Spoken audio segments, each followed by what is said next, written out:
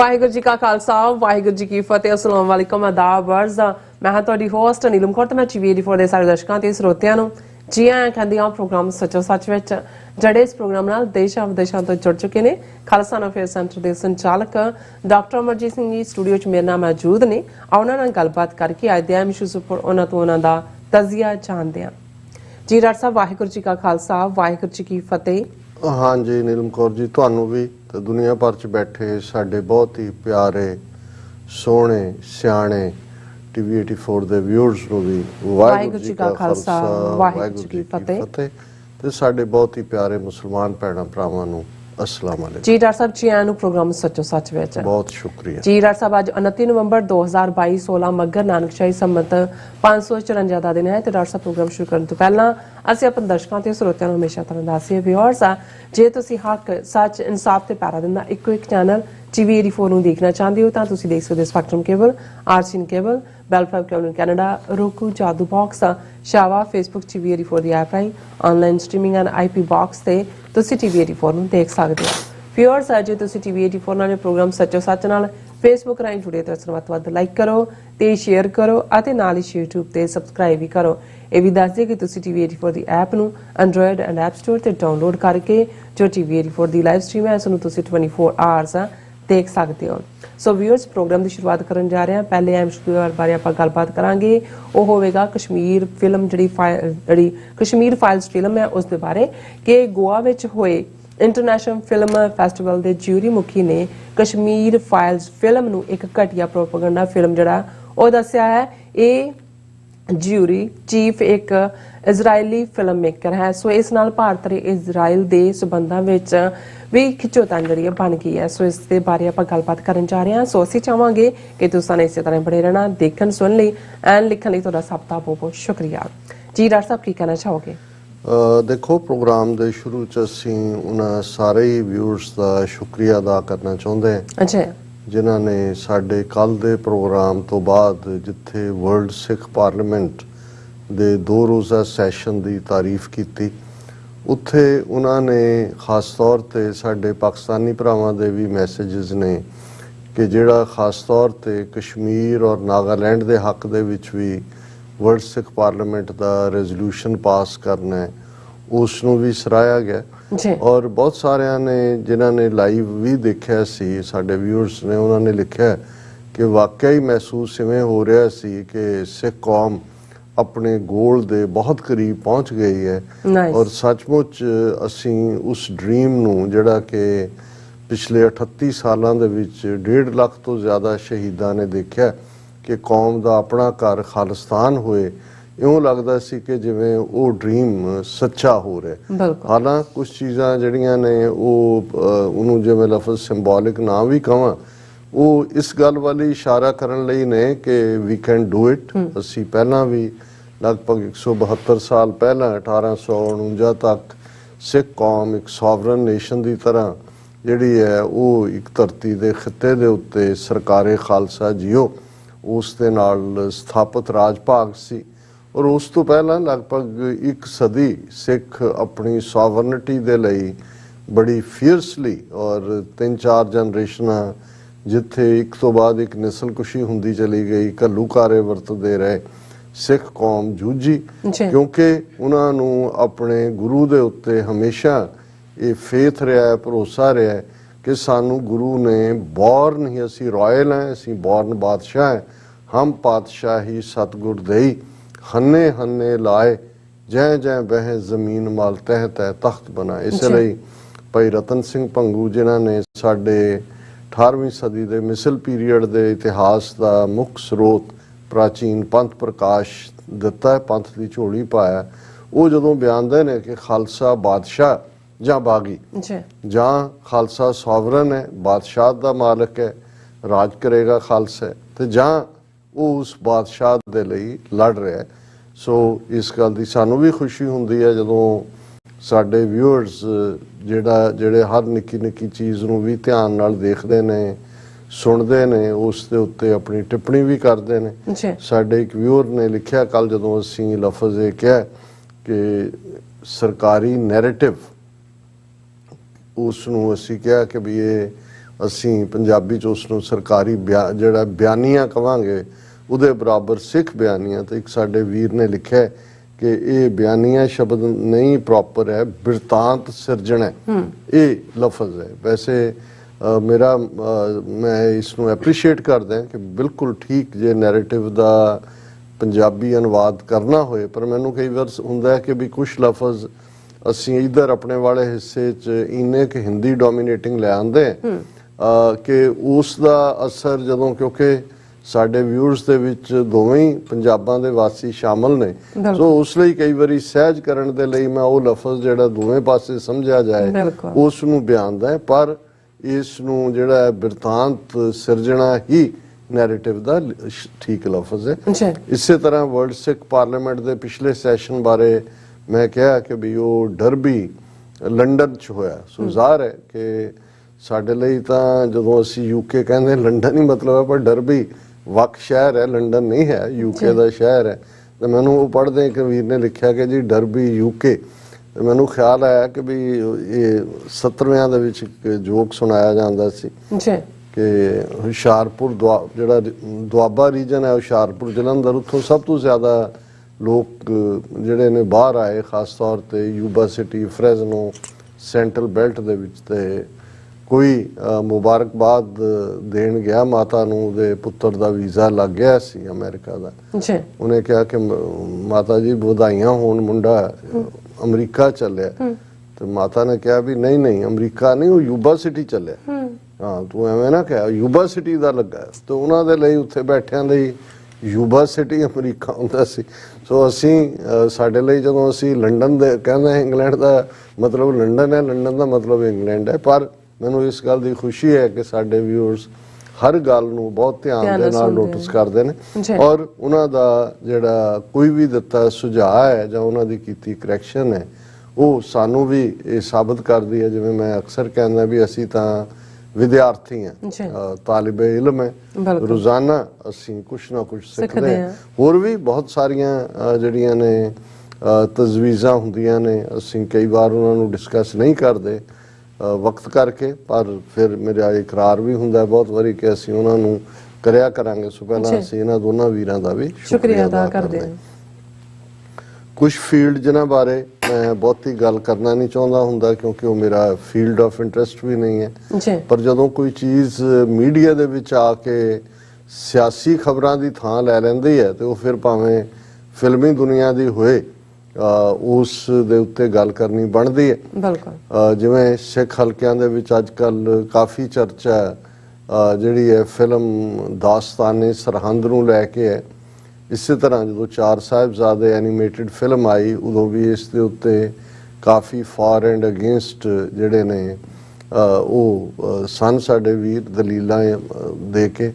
ਔਰ ਇਸੇ ਤਰ੍ਹਾਂ ਈਵਨ ਇੱਕ ਫਿਲਮ ਜਿਸ ਦੇ ਉੱਤੇ ਤਾਂ ਪੂਰੀ ਫਿਰ ਭਾਵੇਂ ਅਕਾਲ ਤਖਤ ਦੇ ਜਥੇਦਾਰਾਂ ਨੇ ਪਹਿਲਾਂ ਲਿਫਾਫਾ ਫੜ ਕੇ ਉਸ ਨੂੰ ਅਪਰੂਵ ਕੀਤਾ ਹੋਇਆ ਸੀ, ਲੇਕਿਨ ਬਾਅਦ 'ਚ ਉਹਨਾਂ ਨੇ ਡਿਸਟੈਂਸ ਕੀਤਾ ਔਰ ਵਿਰੋਧ ਹੋਇਆ ਔਰ ਪੰਜਾਬ 'ਚੋਂ ਫਲॉप ਵੀ ਹੋਈ। ਪਹਿਲਾਂ ਨੈਟਫਲਿਕਸ ਔਰ ਦੂਸਰੇ ਤੀਸਰੇ ਤੇ ਸ਼ਾਇਦ ਇੱਥੇ ਬਾਹਰ ਥੀਏਟਰ 'ਚ ਵੀ ਚੱਲੀ, ਜਿਹੜੀ ਨਾਨਕ ਸ਼ਾਹ ਫਕੀਰ ਦੇ ਥੱਲੇ। ਸੋ ਇਹ ਸਾਡੇ ਹਲਕਿਆਂ ਦੀ ਡਿਬੇਟ ਦਾ ਰੀਜ਼ਨ ਤਾਂ ਡਿਫਰੈਂਟ ਹੈ, ਲੇਕਿਨ ਅਲਟੀਮੇਟਲੀ ਅਸੀਂ ਇਹ ਦੇਖਦੇ ਹਾਂ ਕਿ ਅੱਜ ਦੇ ਪੀਰੀਅਡ ਦੇ ਵਿੱਚ ਜਦੋਂ ਕਿ ਨਵੀਂ ਟੈਕਨੋਲੋਜੀ ਦੇ ਨਾਂ ਥੱਲੇ ਇੱਕ ਪਾਸੇ ਉਸ ਜਨਰੇਸ਼ਨ ਤੱਕ ਮੈਸੇਜ ਪਹੁੰਚਾਉਣ ਦੀ ਗੱਲ ਹੁੰਦੀ ਹੈ ਕਿ ਜੀ ਅਸੀਂ ਇੱਕ ਪੀਰੀਅਡ ਸੀ ਬੱਚਿਆਂ ਨੂੰ ਮਾਵਾਂ ਉਹਨਾਂ ਦੀਆਂ ਦਾਦੀਆਂ ਨਾਨੀਆਂ ਆਪਣੀ ਬੁੱਕਲ 'ਚ ਲੈ ਕੇ ਸਾਖੀਆਂ ਸੁਣਾਉਂਦੀਆਂ ਸੀ। ਉਹਦੇ ਨਾਲ ਇਤਿਹਾਸ ਭਾਵੇਂ 10 ਪਾਤਸ਼ਾਹੀਆਂ ਦਾ ਹੋਏ, ਸਿੱਖ ਯੋਧਿਆਂ ਦਾ ਹੋਏ, ਉਹਨਾਂ ਦੇ ਅੰਦਰ ਕਿਤੇ ਨਾ ਕਿਤੇ ਜਿਹੜਾ ਉਹ ਆ ਜਾਂਦਾ ਸੀ ਉਹਨਾਂ ਦੇ ਚੇਤਨ ਮਨ 'ਚ ਜਾਂ ਅਵਚੇਤਨ ਮਨ 'ਚ, ਕੌਨਸ਼ੀਅਸ ਜਾਂ ਸਬ ਕੌਨਸ਼ੀਅਸ। ਪਰ ਹੁਣ ਤਾਂ ਨਾ ਉਹ ਦਾਦੀਆਂ ਨਾਨੀਆਂ ਵਾਲੇ ਟੱਬਰ ਨੇ, ਨਾ ਕਿਸੇ ਕੋਲ ਵਕਤ ਹੈ। ਤੇ ਹੁਣ ਤਾਂ ਬੱਚੇ ਜਿਹੜੇ ਨੇ ਉਹ ਜੰਮਦਿਆਂ ਹੀ ਉਹਨਾਂ ਨੇ ਰਿਮੋਟ ਫੜਿਆ ਹੁੰਦਾ ਕਾਰਟੂਨ ਦੇਖਣ ਲਈ, ਸਾਖੀਆਂ ਦਾ ਜਾਂ ਕਿਹਦੇ ਕੋਲ। ਸੋ ਉਹਦੇ ਥੱਲੇ ਜਿਹੜੀ ਦੂਸਰੀ ਦਲੀਲ ਆਈ ਬਹੁਤਿਆਂ ਦੀ ਉਹ ਇਹ ਸੀ ਕਿ ਜੇ ਅਸੀਂ ਨਵੀਂ ਟੈਕਨੋਲੋਜੀ ਜਾਂ ਉਸ ਦਾ ਇਸਤੇਮਾਲ ਨਹੀਂ ਕਰਾਂਗੇ ਤੇ ਬੱਚਿਆਂ ਨੂੰ ਅਸੀਂ ਦੱਸਾਂਗੇ ਕਿਵੇਂ ਕਿ ਸਾਡਾ ਇਤਿਹਾਸ ਕੀ ਹੈ। ਹੁਣ ਜਦੋਂ ਟੈਕਨੋਲੋਜੀ ਦੇ ਵਿੱਚ ਦਸਾਣ ਦੀ ਗੱਲ ਆਉਂਦੀ ਹੈ ਫਿਰ ਜ਼ਾਹਰ ਹੈ ਵੀ ਇਹ ਫੈਸਲਾ ਤਾਂ ਪੰਥ ਨੇ ਔਰ ਸ਼੍ਰੋਮਣੀ ਕਮੇਟੀ ਨੇ ਵੀ ਕੀਤਾ ਹੋਇਆ ਹੈ ਕਿ 10 ਗੁਰੂ ਸਾਹਿਬਾਨ, ਉਹਨਾਂ ਦੇ ਪਰਿਵਾਰ, ਪੰਜ ਪਿਆਰੇ, ਚਾਰ ਸਾਹਿਬਜ਼ਾਦੇ, ਇਹਨਾਂ ਪ੍ਰਤੀ ਕੋਈ ਵੀ ਜਿਹੜਾ ਇਹਨਾਂ ਦਾ ਕੋਈ ਕਿਰਦਾਰ ਨਹੀਂ ਨਿਭਾ ਸਕਦਾ, ਨਾ ਹੀ ਫਿਲਮੀ ਨਾ ਹੀ ਕੋਈ ਨਾਟਕੀ ਅੰਦਾਜ਼ ਦੇ ਵਿੱਚ। ਜੀ ਹੁਣ ਇਸ ਨੇ ਜਿਹੜੀ ਇੱਕ ਆਈਡੀਅਲ ਦੇ ਦਿੱਤਾ। ਹੁਣ ਜਦੋਂ ਐਨੀਮੇਸ਼ਨ ਦਾ ਕਨਸੈਪਟ ਆਇਆ, ਜਾਂ ਜਿਵੇਂ ਚਾਰ ਸਾਹਿਬਜ਼ਾਦੇ ਔਰ ਦੂਸਰਾ ਪਹਿਲਾਂ ਤਾਂ ਨਾਨਕ ਸ਼ਾਹ ਫਕੀਰ ਦੇ ਨਾਲ ਹੀ ਆਇਆ, ਪਰ ਜੇ ਤੁਸੀਂ ਕਿਸੇ ਇਮੇਜ ਨੂੰ ਨਹੀਂ ਵੀ ਦਿਖਾ ਰਹੇ, ਜੋ ਤੁਸੀਂ ਇਮੇਜ ਜਾਂ ਆਵਾਜ਼ ਜਾਂ ਦੂਸਰੀ ਬਣ ਕੇ, ਉਹ ਕੋਈ ਤਾਂ ਉਹਦਾ ਕਿਰਦਾਰ ਨਿਭਾ ਰਿਹਾ। ਬਿਲਕੁਲ, ਬੇਸ਼ੱਕ ਕਾਰਟੂਨ ਬਣਾਉਣ ਤੱਕ ਤਾਂ ਫਿਰ ਤੁਸੀਂ ਹੋਰ ਵੀ ਕਾਰਟੂਨਾਂ ਤੱਕ ਚਲੇ ਜਾਂਦੇ। ਸੋ ਇਸ ਚੋਂ ਇੱਕ ਨਵੀਂ ਡਿਬੇਟ ਪੈਦਾ ਹੋਈ ਕਿ ਭਾਈ ਨਹੀਂ, ਇਹ ਠੀਕ ਨਹੀਂ ਹੈ, ਕਿਉਂਕਿ ਅਸੀਂ ਜਦੋਂ ਸਿੱਖ ਕੌਮ ਦੀ ਗੱਲ ਆਉਂਦੀ ਹੈ, ਹੁਣ ਕਿਉਂਕਿ ਜਦੋਂ ਸੁਸਾਇਟੀਜ਼ ਪਰਮਿਸਿਬਲ ਹੁੰਦੀਆਂ, ਹੁਣ ਹਿੰਦੂ ਧਰਮ ਵਾਲਿਆਂ ਦਾ ਆਪਣਾ ਕੋਈ ਇਸ ਕਿਸਮ ਦੀ ਤਾਂ ਨਹੀਂ, ਉਹ ਤਾਂ ਰਾਦਰ ਰਾਮ ਸ਼ਿਵ ਜੀ ਦੂਜੇ ਤੀਜੇ ਬਣ ਕੇ, ਉਹ ਤਾਂ ਰਾਮਲੀਲਾ ਹੀ ਉਹਨਾਂ ਦੀ ਸਾਰੀ ਇਹ ਹੁੰਦੀ ਹੈ ਜਿਹਦੇ 'ਚ ਕਿ ਸਾਰਿਆਂ ਦੇ ਕਿਰਦਾਰ ਨਿਭਾਏ ਜਾਂਦੇ ਨੇ। ਹਾਲਾਂ ਪਿਛਲੇ ਹਫ਼ਤੇ ਹੀ ਮੈਂ ਇੱਕ ਸੋਸ਼ਲ ਮੀਡੀਆ ਤੇ ਦੇਖ ਰਿਹਾ ਸੀ ਵੀ ਕੋਈ ਨੌਜਵਾਨ ਸ਼ਿਵ ਜੀ ਦਾ ਜਿਵੇਂ ਦੀ ਇਹਨਾਂ ਨੇ ਇਮੈਜੀਨੇਸ਼ਨ ਕਲਪੀ ਹੋਈ ਹੈ, ਜਟਾਵਾਂ ਰੱਖੀਆਂ ਔਰ ਸਵਾਹ ਮਲੀ ਹੈ, ਔਰ ਦੂਸਰਾ ਉਹ ਉਹਨੇ ਵੇਸ਼-ਭੂਸ਼ਾ ਧਾਰਨ ਕੀਤੀ ਹੋਈ ਹੈ, ਔਰ ਕਿਸੇ ਚੌਂਕ 'ਚ ਖਲੋ ਕੇ ਲੋਕ ਜਿਹੜੇ ਆਉਂਦੇ ਜਾਂਦੇ ਉਹਨਾਂ ਨਾਲ ਫੋਟੋਆਂ ਲੁਹਾਉਣ ਦਾ, ਔਰ 2-2 ਰੁਪਈਏ 4-4 ਰੁਪਈਏ ਜੋ ਵੀ ਲੈ ਰਿਹਾ, ਤੇ ਉਹਦੇ ਕੋਲ ਕੋਈ ਆ ਕੇ ਹਿੰਦੂ ਬਜ਼ੁਰਗ ਹੀ ਉਹਨੂੰ ਝੰਜੋੜਦਾ ਕਿ ਸ਼ਰਮ ਕਰੋ, ਤੁਸੀਂ ਹਿੰਦੂ ਧਰਮ ਦਾ ਮਜ਼ਾਕ ਉਡਾ ਰਹੇ ਹੋ। ਕਦੇ ਸਿੱਖਾਂ ਨੂੰ ਦੇਖਿਆ ਐਵੇਂ ਕਰਦੇ ਆ, ਜਾਂ ਕਦੇ ਮੁਸਲਮਾਨਾਂ ਨੂੰ ਦੇਖਿਆ? ਸੋ ਇੱਕ ਪਾਸੇ ਤਾਂ ਅਸੀਂ ਜਦੋਂ ਇਸ ਕਿਸਮ ਦੀ ਗੱਲ ਸੁਣਦੇ ਆ ਫਿਰ ਫਖਰ ਵੀ ਮਹਿਸੂਸ ਹੁੰਦਾ ਹੈ, ਪਰ ਜਦੋਂ ਤੁਸੀਂ ਡੋਮੀਨੇਟ ਜਾਂ ਮੈਜੋਰਿਟੀ ਕਲਚਰ ਵੱਲ ਦੇਖਦੇ ਹੋ ਔਰ ਉਹਨਾਂ ਦੀ ਇੱਕ ਪਰਮਿਸਿਬਿਲਿਟੀ ਰਹਿੰਦੀ ਹੈ, ਉਸ ਦਾ ਅਸਰ ਹੁਣ ਦੂਸਰੇ ਪਾਸੇ ਵੀ ਹੋ ਰਿਹਾ ਕਿ ਭਾਈ ਚਲੋ ਇਹ ਕਿਹੜਾ ਕੋਈ ਫਿਜ਼ੀਕਲੀ 10 ਗੁਰੂ ਦੇ ਰੂਪ ਧਾਰ ਲਿਆ, ਜਾਂ ਸਾਹਿਬਜ਼ਾਦਿਆਂ ਦਾ, ਜਾਂ ਕੋਈ ਹੋਰ ਜੇ ਇਮੇਜਸ ਰਾਹੀਂ ਹੈ, ਲੇਕਿਨ ਕਿਰਦਾਰ ਤਾਂ ਫਿਰ ਕਿਸੇ ਨੇ ਨਿਭਾਇਆ ਹੀ ਹੈ, ਭਾਵੇਂ ਉਹਨੇ ਆਪਣੀ ਆਵਾਜ਼ ਦਿੱਤੀ ਹੈ ਜਾਂ ਉਸ ਨੇ ਜਿਹੜੀ ਹੈ ਉਸ ਦੀ ਜਿਵੇਂ ਨਾਨਕ ਸ਼ਾਹ ਫਕੀਰ ਦੇ ਵਿੱਚ ਸਟੈਪਸ ਦਿਖਾਏ ਜਾ ਰਹੇ ਨੇ, ਪਿੱਛੋਂ ਰੋਸ਼ਨੀ ਪੈ ਰਹੀ ਹੈ, ਲੇਕਿਨ ਲੱਗ ਰਿਹਾ ਵੀ ਬਾਬਾ ਇੱਕ ਪਹਾੜ ਇੱਕ ਥਾਂ ਤੋਂ ਦੂਸਰੀ ਥਾਂ ਜਾ ਰਹੇ ਨੇ। ਹੁਣ ਇਹ ਇੱਕ ਆਪਣੇ ਲੈਵਲ ਤੇ ਡਿਬੇਟ ਹੈ, ਔਰ ਜਦੋਂ ਸਿੱਖਾਂ ਦੀ ਭਾਵਨਾਵਾਂ ਨੂੰ ਕਿਸੇ ਹੋਰ ਦੇ ਲਈ ਇਸਤੇਮਾਲ ਕੀਤਾ ਜਾਣਾ, ਕਿਸੇ ਦੇ ਖਿਲਾਫ ਔਰ ਕਿਸੇ ਦੇ ਹੱਕ, ਫਿਰ ਅਸੀਂ ਦੇਖਦੇ ਹਾਂ ਕਿ ਕਿਵੇਂ ਅਕਸ਼ੇ ਕੁਮਾਰ ਔਰ ਇਸ ਕਿਸਮ ਦੇ ਕਿਰਦਾਰ, ਸਿੰਘ ਇਜ਼ ਕਿੰਗ ਔਰ ਦੂਜੇ ਤੀਜੇ ਰਾਹੀਂ ਸਿੱਖ ਇਮੇਜ ਇਸਤੇਮਾਲ ਕਰਕੇ ਆਪਣੀ ਦੁਕਾਨਦਾਰੀ, ਔਰ ਜਦੋਂ ਇਹ ਫਿਲਮ ਪ੍ਰੋਡਿਊਸਰ ਜਿਹੜੇ ਪੈਸਾ ਲਾਉਂਦੇ ਨੇ ਉਹਨਾਂ ਨੂੰ ਤਾਂ ਕਿਤੋਂ ਕੁਝ ਚਾਹੀਦਾ ਹੁੰਦਾ, ਉਹਦੇ 'ਚ ਜਿਹੜਾ ਆਪਣਾ ਕੰਮ ਕੱਢ ਲੈਂਦੇ ਨੇ। ਇਵੇਂ ਹੀ ਸਾਰਾ ਗੜੀ ਦੇ ਨਾਂ ਦੇ ਉੱਤੇ ਜਿਸ ਕਿਸਮ ਦੀਆਂ ਸੀਰੀਜ਼ ਔਰ ਦੂਜੀਆਂ ਤੀਜੀਆਂ, ਉਹ ਵੀ ਅੱਜ ਦੇ ਪੀਰੀਅਡ 'ਚ ਦੱਸਣ ਦੇ ਲਈ ਕਿ ਜਿਵੇਂ ਸਿੱਖ ਬਹੁਤ ਵਫਾਦਾਰ ਨੇ ਭਾਰਤ ਮਾਤਾ ਦੇ, ਔਰ ਉਹਨਾਂ ਨੇ ਜਿਹੜਾ ਅਫਗਾਨ ਕਬੀਲਿਆਂ ਜਾਂ ਮੁਸਲਮਾਨਾਂ ਦੇ ਖਿਲਾਫ ਇਹ ਜੰਗ ਜਿੱਤੀ, ਉਹ ਜੰਗ, ਈਵਨ ਮਹਾਰਾਜਾ ਰਣਜੀਤ ਸਿੰਘ ਨੂੰ ਭਾਰਤ ਭਗਤ ਬਣਾਉਣ ਦੀ ਕੋਸ਼ਿਸ਼ ਜਿੰਨੇ ਕੁ ਵੀ ਇਹਨਾਂ ਦੇ ਉਸ ਦੇ ਉੱਤੇ ਵੀ ਜਿਹੜੀਆਂ ਵੀਡੀਓਜ਼ ਜਾਂ ਕੁਝ ਹੋਰ ਬਣਾਈਆਂ ਜਾਂਦੀਆਂ, ਹਾਲਾਂ ਮਹਾਰਾਜਾ ਰਣਜੀਤ ਸਿੰਘ ਦੇ ਵੇਲੇ ਭਾਰਤ ਨਾਂ ਦਾ ਕੋਈ ਮੁਲਕ ਨਹੀਂ ਸੀ ਐਗਜ਼ਿਸਟ ਕਰਦਾ। ਮਹਾਰਾਜਾ ਰਣਜੀਤ ਸਿੰਘ ਸ਼ੇਰੇ ਪੰਜਾਬ ਦਾ ਉਹ ਰਾਜਾ, ਉਹਦੇ ਸੂਬੇ ਜਿਹੜੇ ਨੇ ਲਾਹੌਰ, ਮੁਲਤਾਨ, ਕਸ਼ਮੀਰ, ਪਸ਼ਾਵਰ ਔਰ ਸਰਕਾਰੇ ਖਾਲਸਾ ਜੀਓ, ਔਰ ਇੱਕ ਪਾਸੇ ਜਿਹੜਾ ਜਦੋਂ ਅੰਗਰੇਜ਼ ਅੱਗੇ ਕਰਦੇ ਨੇ ਜਿਹੜੇ ਪੰਜਾਬ ਨੂੰ ਗੁਲਾਮ ਬਣਾਉਣ ਆਉਂਦੇ ਨੇ, ਤੇ ਸ਼ਾਹ ਮੁਹੰਮਦ ਉੱਤੇ ਕਹਿੰਦੇ ਜੰਗ ਹਿੰਦ ਪੰਜਾਬ ਦਾ ਹੋਣ ਲੱਗਾ, ਦੋਵੇਂ ਪਾਤਸ਼ਾਹੀ ਫੌਜਾਂ ਭਾਰੀਆਂ ਨੇ। ਸੋ ਮਹਾਰਾਜਾ ਰਣਜੀਤ ਸਿੰਘ ਭਾਰਤ ਦਾ ਰਾਖਾ ਕਿੱਥੋਂ ਬਣ ਗਿਆ, ਜਾਂ ਭਾਰਤ ਮਾਤਾ ਦਾ ਪੁੱਤਰ ਕਿਵੇਂ ਬਣ ਗਿਆ?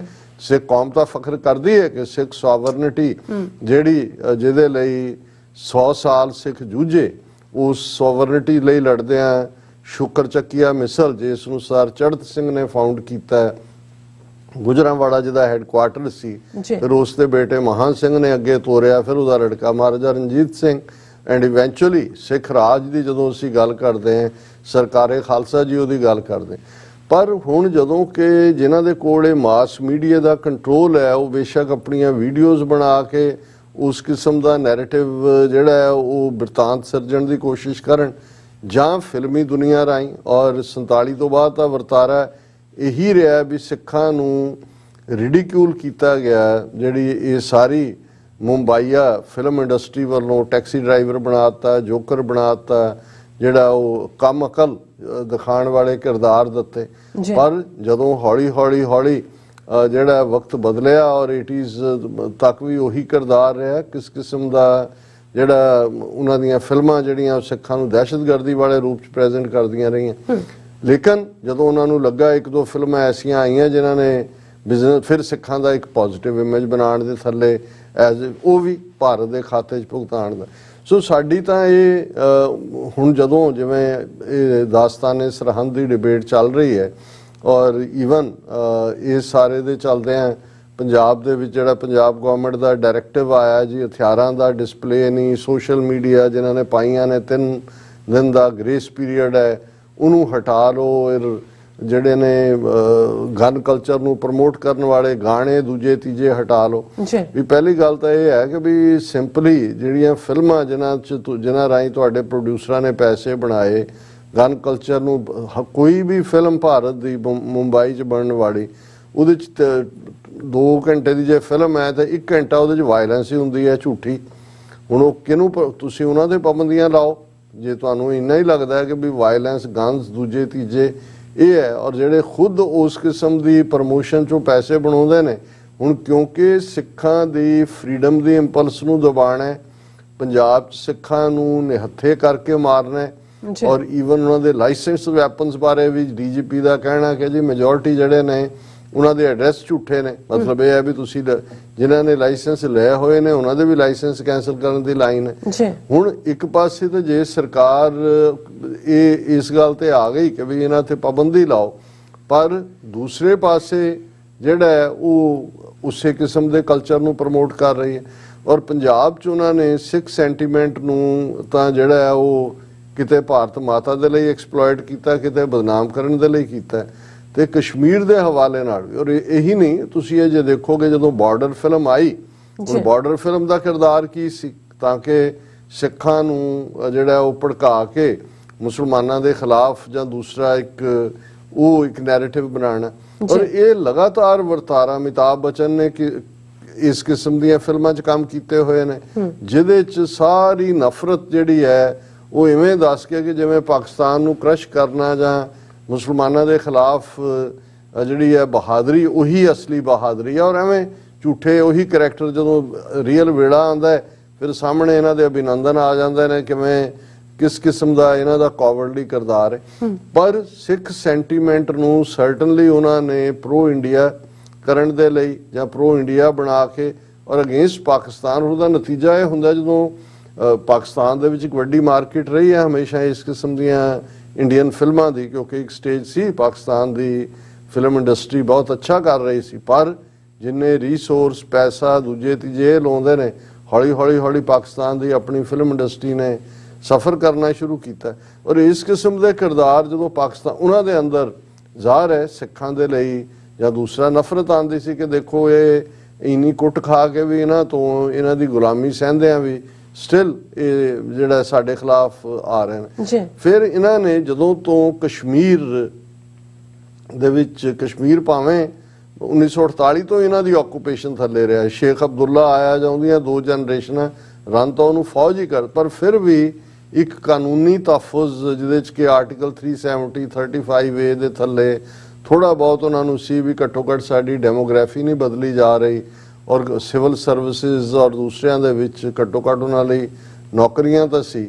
ਉਹ ਵੀ ਉਹਨਾਂ ਨੇ ਜਦੋਂ 5 ਅਗਸਤ 2019 ਨੂੰ ਆਈਨੀ ਗੁੰਡਾਗਰਦੀ ਕਰਕੇ ਉਸ ਨੂੰ ਖਤਮ ਕੀਤਾ ਔਰ ਜ਼ਾਹਰ ਹੈ ਦੁਨੀਆ ਦੇ ਵਿੱਚ ਥੋੜੀ ਬਹੁਤ ਹਮਦਰਦੀ ਦੀ ਆਵਾਜ਼ ਵੀ ਉੱਠੀ ਔਰ ਉਸ ਸਾਰੇ ਨੂੰ ਜੋ ਜ਼ੁਲਮ ਇੰਡੀਅਨ ਗਵਰਨਮੈਂਟ ਕਰ ਰਹੀ ਸੀ ਉਸ ਦਾ ਵੀ ਆਉਣ ਲੱਗਾ ਔਰ ਇਹਨਾਂ ਨੇ ਫੌਰਨ ਉਸ ਨੂੰ ਇੱਕ ਵੱਖਰਾ ਨੈਰੇਟਿਵ ਦੇ ਕੇ ਉਹਨਾਂ ਨੂੰ ਲੱਗਾ ਕਿ ਉਹੀ ਕਸ਼ਮੀਰੀ ਪੰਡਤਾਂ ਦੀ ਕਹਾਣੀ, ਹਾਲਾਂਕਿ ਉਹੀ ਕਸ਼ਮੀਰੀ ਪੰਡਤਾਂ ਦੀ ਪਹਿਲੀ ਹਿਜਰਤ ਜਿਹੜੀ ਕਸ਼ਮੀਰ ਚੋਂ 1999-90 ਦੇ ਦੌਰ 'ਚ ਕਰਵਾਈ ਗਈ, ਜਗਮੋਹਨ ਗਵਰਨਰ ਵੱਲੋਂ ਕਰਵਾਈ ਗਈ ਸੀ, ਉਹਨਾਂ ਨੂੰ ਲਿਆ ਕੇ ਬਿਠਾਇਆ ਗਿਆ ਰਿਫਿਊਜੀ ਕੈਂਪਾਂ 'ਚ ਫਿਰ ਵਰਤਿਆ ਗਿਆ।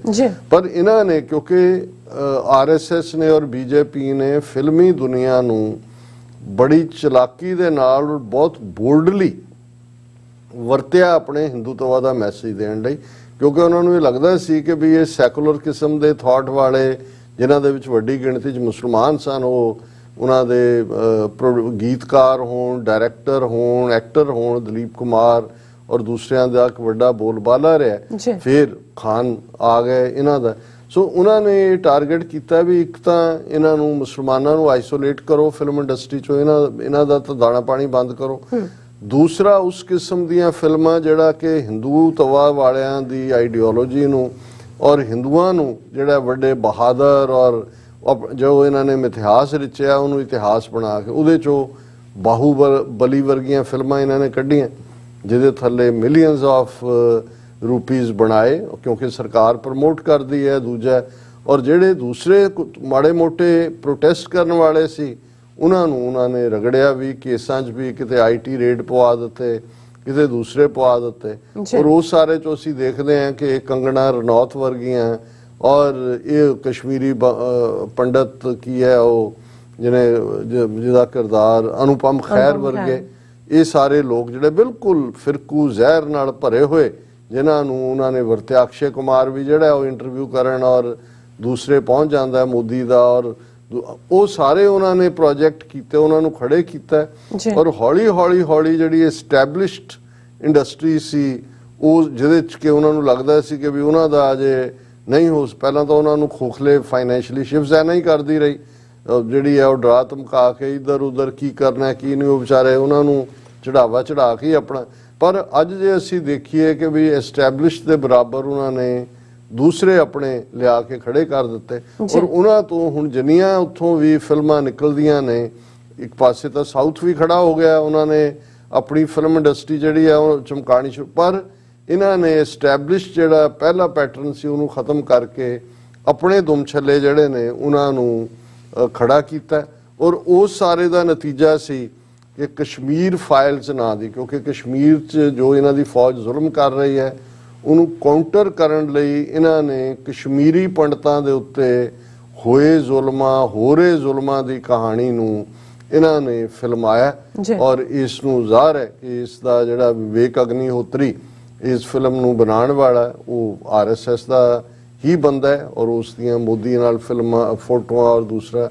ਔਰ ਕਸ਼ਮੀਰ ਫਾਈਲ ਜਿਹੜੀ ਹੈ 11 ਮਾਰਚ ਨੂੰ ਰਿਲੀਜ਼ ਹੋਈ ਔਰ ਹਾਊਸ ਔਰ ਪ੍ਰੋਪੇਗੈਂਡਾ ਸਾਰਾ ਉਹਨਾਂ ਨੇ ਫੁੱਲ ਸਰਕਾਰੀ ਲੈਵਲ ਤੇ ਕੀਤਾ। ਉਸ ਲਈ 4 ਜਿਹੜੇ BJP ਰੂਲਡ ਸਟੇਟਾਂ ਹਰਿਆਣਾ, ਮੱਧ ਪ੍ਰਦੇਸ਼, ਕਰਨਾਟਕਾ ਤੇ ਗੁਜਰਾਤ, ਉਹਨਾਂ ਦੇ ਵਿੱਚ ਉਹਨਾਂ ਨੇ ਟੈਕਸ ਫ੍ਰੀ ਇਸ ਫਿਲਮ ਨੂੰ ਕੀਤਾ।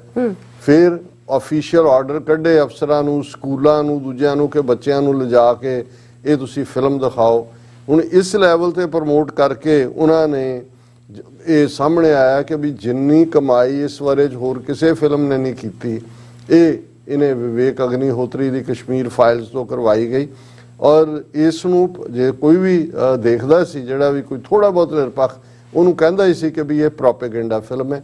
ਪਰ ਉਹਨਾਂ ਨੇ ਇਸ ਅੰਦਾਜ਼ 'ਚ ਸੋਸ਼ਲ ਮੀਡੀਆ ਤੇ ਔਰ ਪੂਰੀ ਵੇਵ ਔਰ ਸਰਕਾਰ ਉਹਨਾਂ ਦੀ ਪਿੱਠ ਦੇ ਉੱਤੇ ਖੜੀ ਕਿ ਉਹਨਾਂ ਨੇ ਜਿਹੜਾ ਹੈ ਇਹ ਕਹਿਣ ਦੀ ਕੋਸ਼ਿਸ਼ ਕੀਤੀ ਕਿ ਜਿਹੜਾ ਵੀ ਕਹੇਗਾ ਕਿ ਇਹ ਫਿਲਮ ਪ੍ਰੋਪੇਗੈਂਡਾ ਫਿਲਮ ਹੈ ਇਹ ਦੇਸ਼ ਧਰੋਹੀ ਹੈ, ਇਹ ਪਾਕਿਸਤਾਨ ਦੀ ਬੋਲੀ ਬੋਲ ਰਿਹਾ ਹੈ ਔਰ ਕਸ਼ਮੀਰੀ ਪੰਡਤਾਂ ਦੇ ਨਾਲ ਜਿਹੜੀ ਹੈ ਜੋ ਜ਼ਿਆਦਤੀ ਹੋਈ ਹੈ ਉਹਦੇ ਖਿਲਾਫ ਬੋਲਣਾ ਜਿਹੜਾ ਹੈ ਉਹ ਦੇਸ਼ ਧਰੋਹ ਹੈ। ਸੋ ਉਸ ਤੋਂ ਬਾਅਦ ਉਹਨੇ ਇਹ ਵੀ ਕਿਹਾ ਵਿਵੇਕ ਅਗਨੀਹੋਤਰੀ ਨੇ, ਉਹ ਵੀ ਹੋ ਸਕਦਾ ਇਹਦਾ ਮੇਕਿੰਗ ਹੋਏ ਕਿ ਜੀ ਹੁਣ ਉਹ ਸਿੱਖ ਫਾਈਲਸ ਬਣਾਏਗਾ।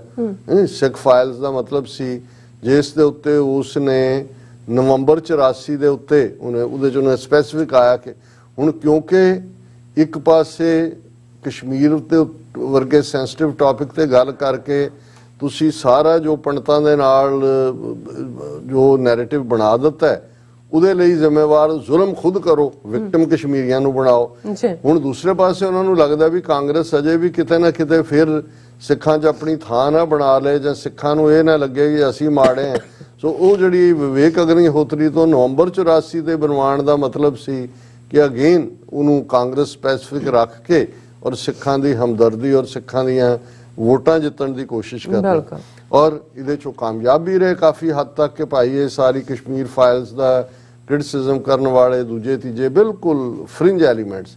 ਪਰ ਜਿਹਨੂੰ ਕਈ ਵਾਰ ਕਹਿੰਦੇ ਨੇ ਕਿ ਵੀ ਜਦੋਂ ਤੁਸੀਂ ਬਾਕੀ ਸਾਰਿਆਂ 'ਚੋਂ ਨਿਕਲ ਜਾਂਦੇ ਹੋ ਐਨ ਕੋਈ ਐਸੀ ਕੜਿੱਕੀ 'ਚ ਤੁਸੀਂ ਫਸ ਜਾਂਦੇ ਹੋ ਕਿ ਭਾਈ ਤੁਹਾਡਾ ਜਿਹੜਾ ਭਾਂਡਾ ਹੈ ਉਹ ਚੁਰਾਹੇ ਦੇ ਵਿੱਚ ਫੁੱਟਦਾ ਹੈ। ਜੀ ਹੁਣ ਅੱਜ ਕਿਉਂ ਸਾਰੇ ਭਾਰਤੀ ਮੀਡੀਆ 'ਚ ਹੀ ਨਹੀਂ ਇਹ ਗੱਲ ਇੱਥੋਂ ਤੱਕ ਪਹੁੰਚ ਗਈ ਕਿ ਇਜ਼ਰਾਈਲ ਦੇ ਦਿੱਲੀ 'ਚ ਬੈਠੇ ਇੰਡੀਆ 'ਚ ਬੈਠੇ ਐਂਬੈਸਡਰ ਨੇ ਇੱਕ ਲੰਬਾ ਚੌੜਾ ਐਪੋਲੋਜੀ ਲੈਟਰ ਮਾਫੀਨਾਮਾ ਜਾਰੀ ਕੀਤਾ ਹੈ।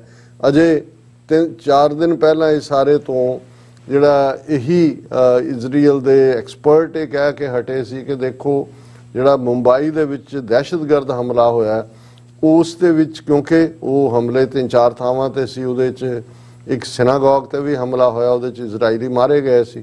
ਉਹਨੇ ਕਿਹਾ ਜੀ ਕਿ ਇਹ ਜਿਹੜਾ ਮੁੰਬਈ ਹਮਲਾ ਹੈ ਉਹਨੇ ਭਾਰਤ ਔਰ ਇਜ਼ਰਾਈਲ ਨੂੰ ਬਲੱਡ ਬ੍ਰਦਰਸ ਬਣਾ ਦਿੱਤਾ ਕਿਉਂਕਿ ਉਹਨਾਂ ਦਾ ਖੂਨ ਵੀ ਡੁੱਲਿਆ, ਸਾਡਾ ਵੀ ਡੁੱਲਿਆ ਔਰ ਸਾਡੀ ਬੌਂਡਿੰਗ ਬੜੀ ਮੁਕੰਮਲ ਬੜੀ ਕੰਪਲੀਟ ਹੋਈ। ਲੇਕਿਨ ਜੇ ਤੁਸੀਂ ਅੱਜ ਇਹ ਦੇਖੋ ਕਿ ਵੀ ਇੱਕ ਕਮੈਂਟ ਜਿਹੜਾ ਇੱਕ ਇਜ਼ਰਾਈਲੀ ਫਿਲਮ ਮੇਕਰ ਹੀ ਕਰ ਰਿਹਾ, ਔਰ ਮੈਂ ਦੱਸਾਂਗਾ ਕਿ ਕਿਸ ਕੰਟੈਕਸਟ 'ਚ ਉਹਨੇ ਕੀਤਾ ਔਰ ਕੀ ਕਿਹਾ, ਉਸ ਤੋਂ ਬਾਅਦ ਸੋਸ਼ਲ ਮੀਡੀਆ ਵੀ ਫਲੱਡਡ ਹੈ, ਇਜ਼ਰਾਈਲੀਆਂ ਨੂੰ ਗਾਲਾਂ ਕੱਢਦੇ ਆ।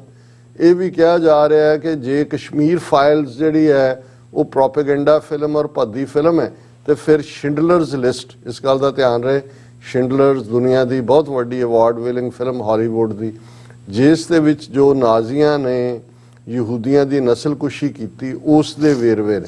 ਤੇ ਇਹਨਾਂ ਨੇ ਜਿਹੜੇ 4 ਦਿਨ ਪਹਿਲਾਂ ਤੱਕ ਜਿਹੜੇ ਨੇ ਉਹ ਬਲੱਡ ਬ੍ਰਦਰ ਬਣੇ ਹੋਏ ਸੀ, ਉਹ ਪੂਰਾ ਚੱਲ ਰਿਹਾ ਕਿ ਵੀ ਜੇ ਕਸ਼ਮੀਰ ਫਾਈਲ ਝੂਠੀ ਹੈ ਫਿਰ ਸ਼ਿੰਡਲਰਸ ਲਿਸਟ ਵੀ ਜਿਹੜੀ ਹੈ ਫੇਕ ਹੈ।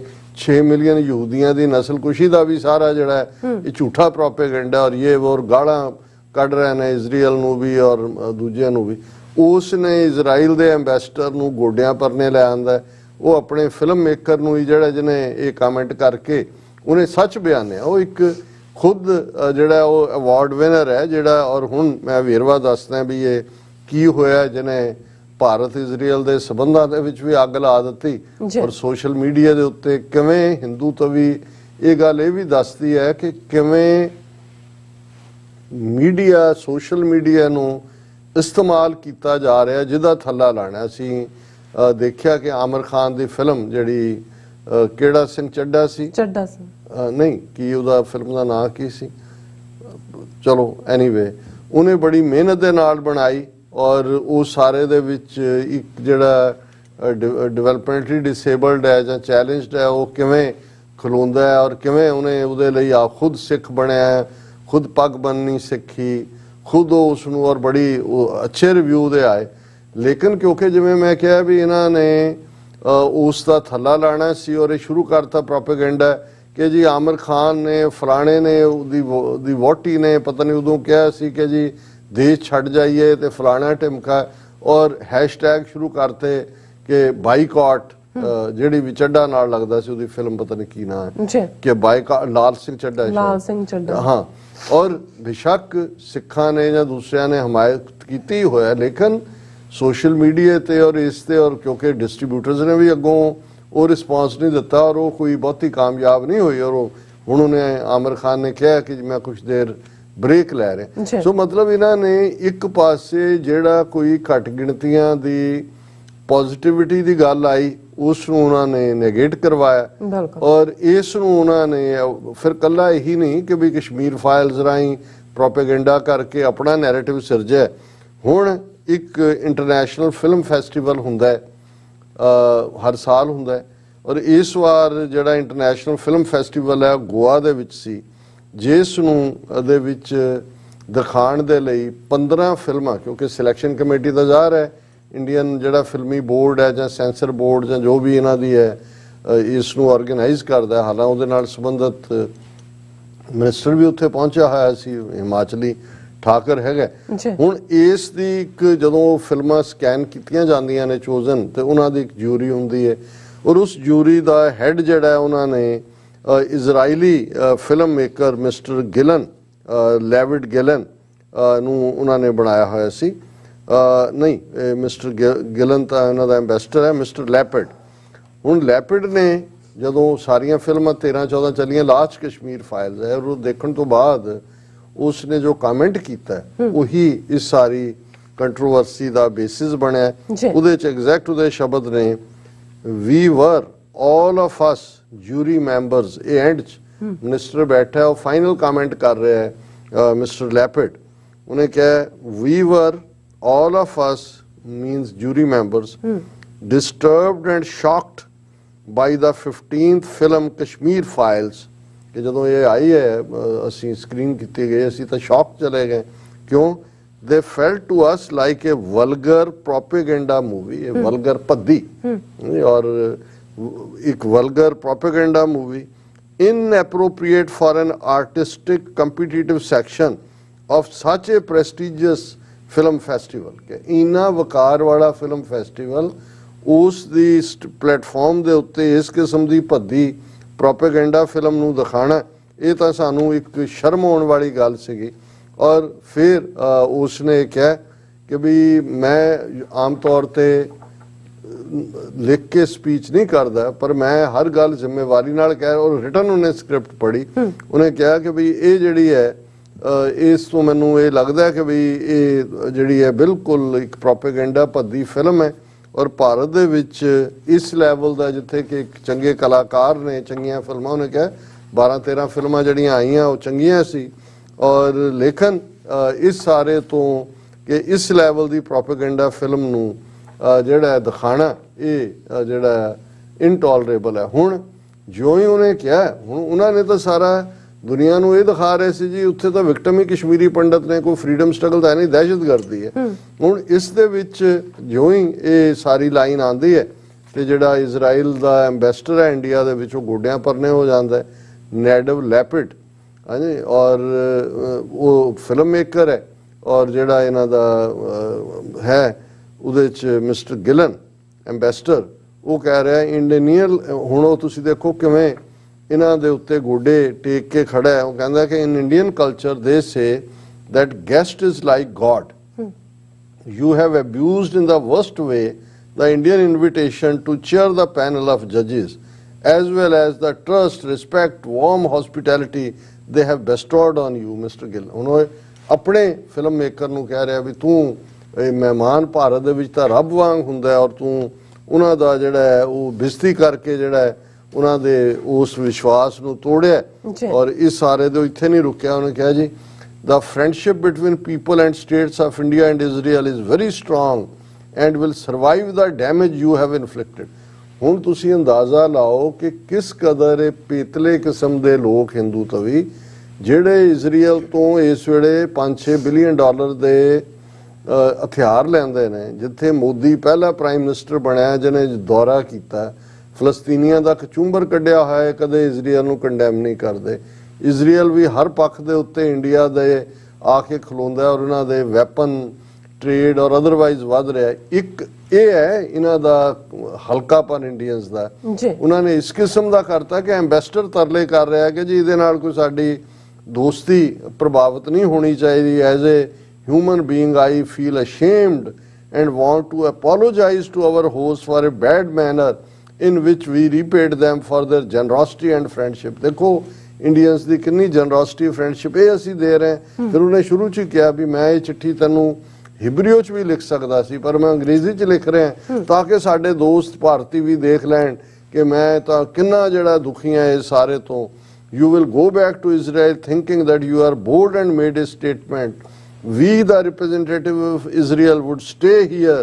You should see our DM boxes following your bravery and what implications it may have on the team under my ਮੇਰੇ ਮੇਲ ਬਾਕਸ ਗਾਲਾਂ ਨਾਲ ਭਰੇ ਹੋਏ ਨੇ ਦੂਜਾ ਤੂੰ ਤਾਂ ਚਲਾ ਜਾਏਗਾ ਅਸੀਂ ਇੱਥੇ ਕਿਵੇਂ ਜਿਹੜਾ ਵਕਤ ਗੁਜ਼ਾਰਾਂਗੇ ਕਿਵੇਂ ਰਵਾਂਗੇ ਹੁਣ ਇਹ ਨਹੀਂ ਫਿਰ ਰੁਕਿਆ ਫਿਰ ਜਿਹੜਾ ਇਸ ਤੋਂ ਪਹਿਲਾ ਐਮਬੈਸਡਰ ਇੰਡੀਆ ਦੇ ਵਿੱਚ ਇਜ਼ਰਾਈਲ ਦਾ ਰਿਹਾ ਮਿਸਟਰ ਗਿਲਨ ਤੋਂ ਪਹਿਲਾਂ ਮਿਸਟਰ ਡੈਨੀਅਲ ਕਾਰਮਨ ਉਹਨੇ ਵੀ ਟਵੀਟ ਕੀਤਾ ਉਹਨੇ ਕਿਹਾ ਜੀ ਗਿਲਨਸ excellent open letter this morning to Nadav Lapid speaks for all of us and reflects our true feelings.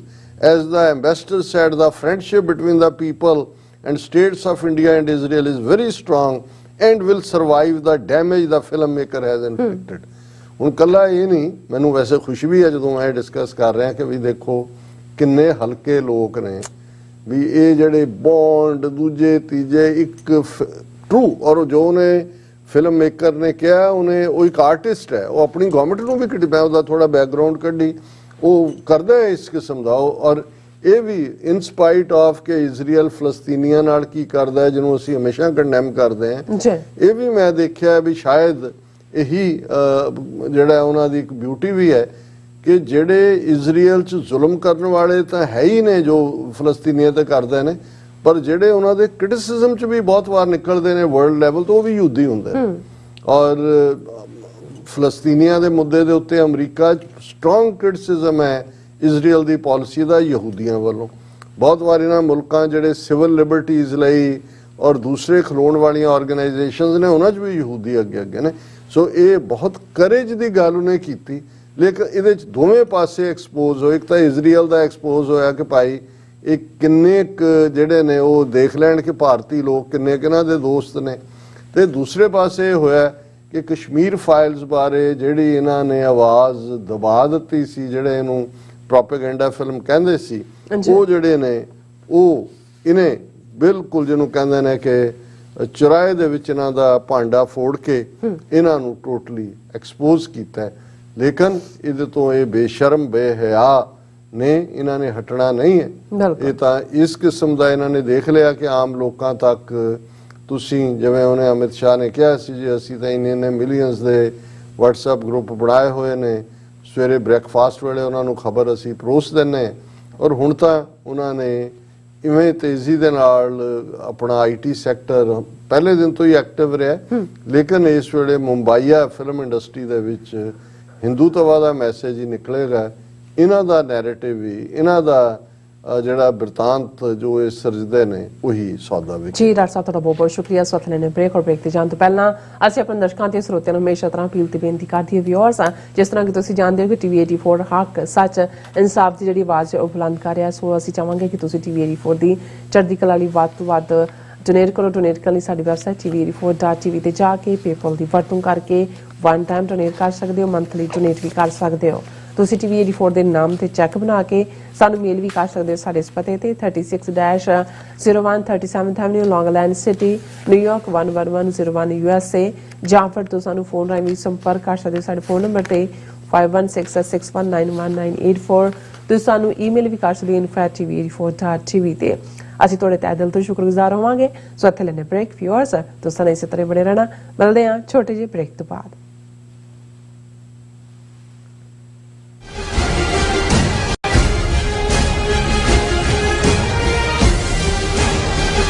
ਕੀ ਤੁਸੀਂ ਆਪਣੇ ਟੈਕਸਸ ਨੂੰ ਲੈ ਕੇ ਚਿੰਤਤ ਹੋ? ਤੁਸੀਂ ਆਪਣੀ ਕਮਾਈ ਲਈ ਮਿਹਨਤ ਕਰਦੇ ਹੋ, ਭਾਵੇਂ ਤੁਸੀਂ ਨੌਕਰੀ ਵਿੱਚ ਹੋਵੋ ਜਾਂ ਆਪਣਾ ਬਿਜ਼ਨਸ ਚਲਾਉਂਦੇ ਹੋ। ਜਦੋਂ ਟੈਕਸ ਭਰਨ ਦਾ ਸਮਾਂ ਆਉਂਦਾ ਹੈ ਤਾਂ ਤੁਹਾਨੂੰ ਇੱਕ ਭਰੋਸੇਯੋਗ ਟੈਕਸ ਅਕਾਊਂਟੈਂਟ ਦੀ ਲੋੜ ਹੈ, ਜੋ ਟੈਕਸ ਬੈਲੈਂਸ ਦਾ ਤੁਹਾਡੇ ਪੱਖ ਵਿੱਚ ਜਾਣਾ ਯਕੀਨੀ ਬਣਾਵੇ। ਸਿਆਟਲ ਦੀ ਜਾਣੀ ਪਹਿਚਾਣੀ company Accurate Accountants and Taxes ਤੁਹਾਡੀ ਸੇਵਾ ਵਿੱਚ ਹਾਜ਼ਰ ਹੈ। ਅਸੀਂ ਹਰ ਤਰ੍ਹਾਂ ਦੇ ਟੈਕਸ ਭਰਨ ਵਿੱਚ ਤੁਹਾਡੀ ਮਦਦ ਕਰਾਂਗੇ। ਟੈਕਸ ਸੰਬੰਧੀ ਕਿਸੇ ਵੀ ਤਰ੍ਹਾਂ ਦੇ ਸਵਾਲ ਲਈ ਅੱਜ ਹੀ ਸਾਡੇ ਤੱਕ ਪਹੁੰਚ ਕਰੋ। Accurate Accountants and Taxes. ਕੀ ਤੁਸੀਂ ਰੋਜ਼ਾਨਾ ਕੰਮ ਤੇ ਆਪਣਾ ਵਧੇਰੇ ਸਮਾਂ ਬਿਤਾਉਣ ਤੋਂ ਪਰੇਸ਼ਾਨ ਹੋ? ਆਪਣੀ ਪੂੰਜੀ ਨੂੰ ਕੰਮ ਤੇ ਲਗਾਓ, ਸਾਡੇ ਨਾਲ ਇਨਵੈਸਟ ਕਰੋ। ਅਸੀਂ ਤੁਹਾਡੀ ਪੂੰਜੀ ਤੋਂ ਤੁਹਾਡੇ ਲਈ ਵਧੇਰੇ ਪੈਸੇ ਬਣਾ ਸਕਦੇ ਹਾਂ। ਅਸੀਂ ਪ੍ਰਾਈਵੇਟ ਇਕੁਇਟੀ ਇਨਵੈਸਟਮੈਂਟ ਫਰਮ ਹਾਂ ਤੇ ਕਮਰਸ਼ੀਅਲ ਰੀਅਲ ਏਸਟੇਟ ਵਿੱਚ ਮਾਹਿਰ ਹਾਂ। Property management, leasing, asset management, commercial real estate investment ਵਿੱਚ ਸਾਰੀਆਂ ਸੇਵਾਵਾਂ ਲਈ ਅਮਰੀਕਾ ਭਰ ਵਿੱਚੋਂ ਤੁਸੀਂ ਸਾਡੇ ਤੱਕ ਪਹੁੰਚ ਕਰ ਸਕਦੇ ਹੋ। ਆਜ਼ਾਦ ਕਮਰਸ਼ੀਅਲ ਰੀਅਲਟੀ ਸਰਵਿਸਿਜ਼ ਤੇ Azad family trust, 701 North Port Oak Road, suite number 204, Houston, Texas. ਤੁਸੀਂ ਸਾਨੂੰ ਸਾਡੇ ਫੋਨ ਨੰਬਰ 7136861277 ਤੇ ਵੀ ਸੰਪਰਕ ਕਰ ਸਕਦੇ ਹੋ। ਆਜ਼ਾਦ ਕਮਰਸ਼ੀਅਲ ਰੀਅਲਟੀ ਸਰਵਿਸਿਜ਼।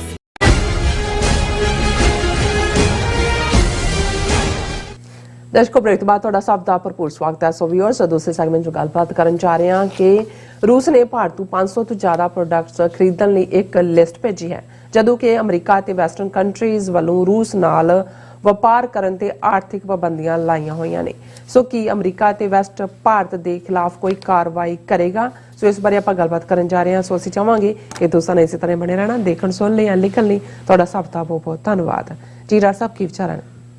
ਦੇਖੋ, ਰੂਸ ਵੱਲੋਂ ਯੂਕਰੇਨ ਦੇ ਈਸਟਰਨ ਪ੍ਰੋਵਿੰਸਿਸ ਦੇ ਉੱਤੇ ਫਰਵਰੀ ਦੇ ਮਹੀਨੇ 'ਚ ਅਟੈਕ ਕੀਤਾ ਗਿਆ। ਜੀ ਆਲਮੋਸਟ 9 ਮਹੀਨੇ ਦੇ ਕਰੀਬ ਹੋ ਚੁੱਕੇ ਨੇ ਔਰ ਜੰਗ ਅੱਡ-ਅੱਡ ਤਰੀਕਿਆਂ ਦੇ ਨਾਲ ਜਾਰੀ ਹੈ। ਕਦੇ ਉਹ ਇੰਟੈਂਸ ਹੋ ਜਾਂਦੀ ਹੈ ਜਦੋਂ ਮਿਸਾਈਲ ਅਟੈਕ ਰਸ਼ੀਆ ਵੱਲੋਂ ਹੁੰਦੇ ਨੇ, ਲੇਕਿਨ ਜਿਹੜੀ ਯੂਕਰੇਨੀਅਨ ਦੀ ਰੈਜ਼ਿਸਟੈਂਸ ਹੈ ਉਹ ਪੂਰੇ ਜ਼ੋਰ ਸ਼ੋਰ ਨਾਲ ਜਾਰੀ ਹੈ। ਔਰ ਯੂਰਪੀਅਨ ਯੂਨੀਅਨ ਨੂੰ ਐਡਰੈਸ ਕਰਦੇ ਆ ਫਸਟ ਲੇਡੀ ਉਹਨਾਂ ਦੀ, ਵਾਹ ਵਾਹ ਉਹਦਾ ਕਿਆ ਕਹਿਣਾ, ਜਿਹੜਾ ਉਹਦਾ ਉਹਨੇ ਕਿਹਾ ਕਿ we don't want just victory, we want justice. ਬਿਲਕੁਲ। ਹੁਣ ਇਹ ਉਹੀ ਬੀਬੀ ਹੈ ਫਸਟ ਲੇਡੀ ਜ਼ੈਲੈਂਸਕੀ ਦੀ ਵਾਈਫ, ਜਿਹਨੇ ਯੂਐਸ ਕਾਂਗਰਸ ਦੇ ਸਾਹਮਣੇ ਆ ਕੇ ਕਿਹਾ ਸੀ ਕਿ we don't need money, we need weapons, ਕਿ ਅਸੀਂ ਸਾਨੂੰ ਦਿਓ, ਹਥਿਆਰ ਦਿਓ।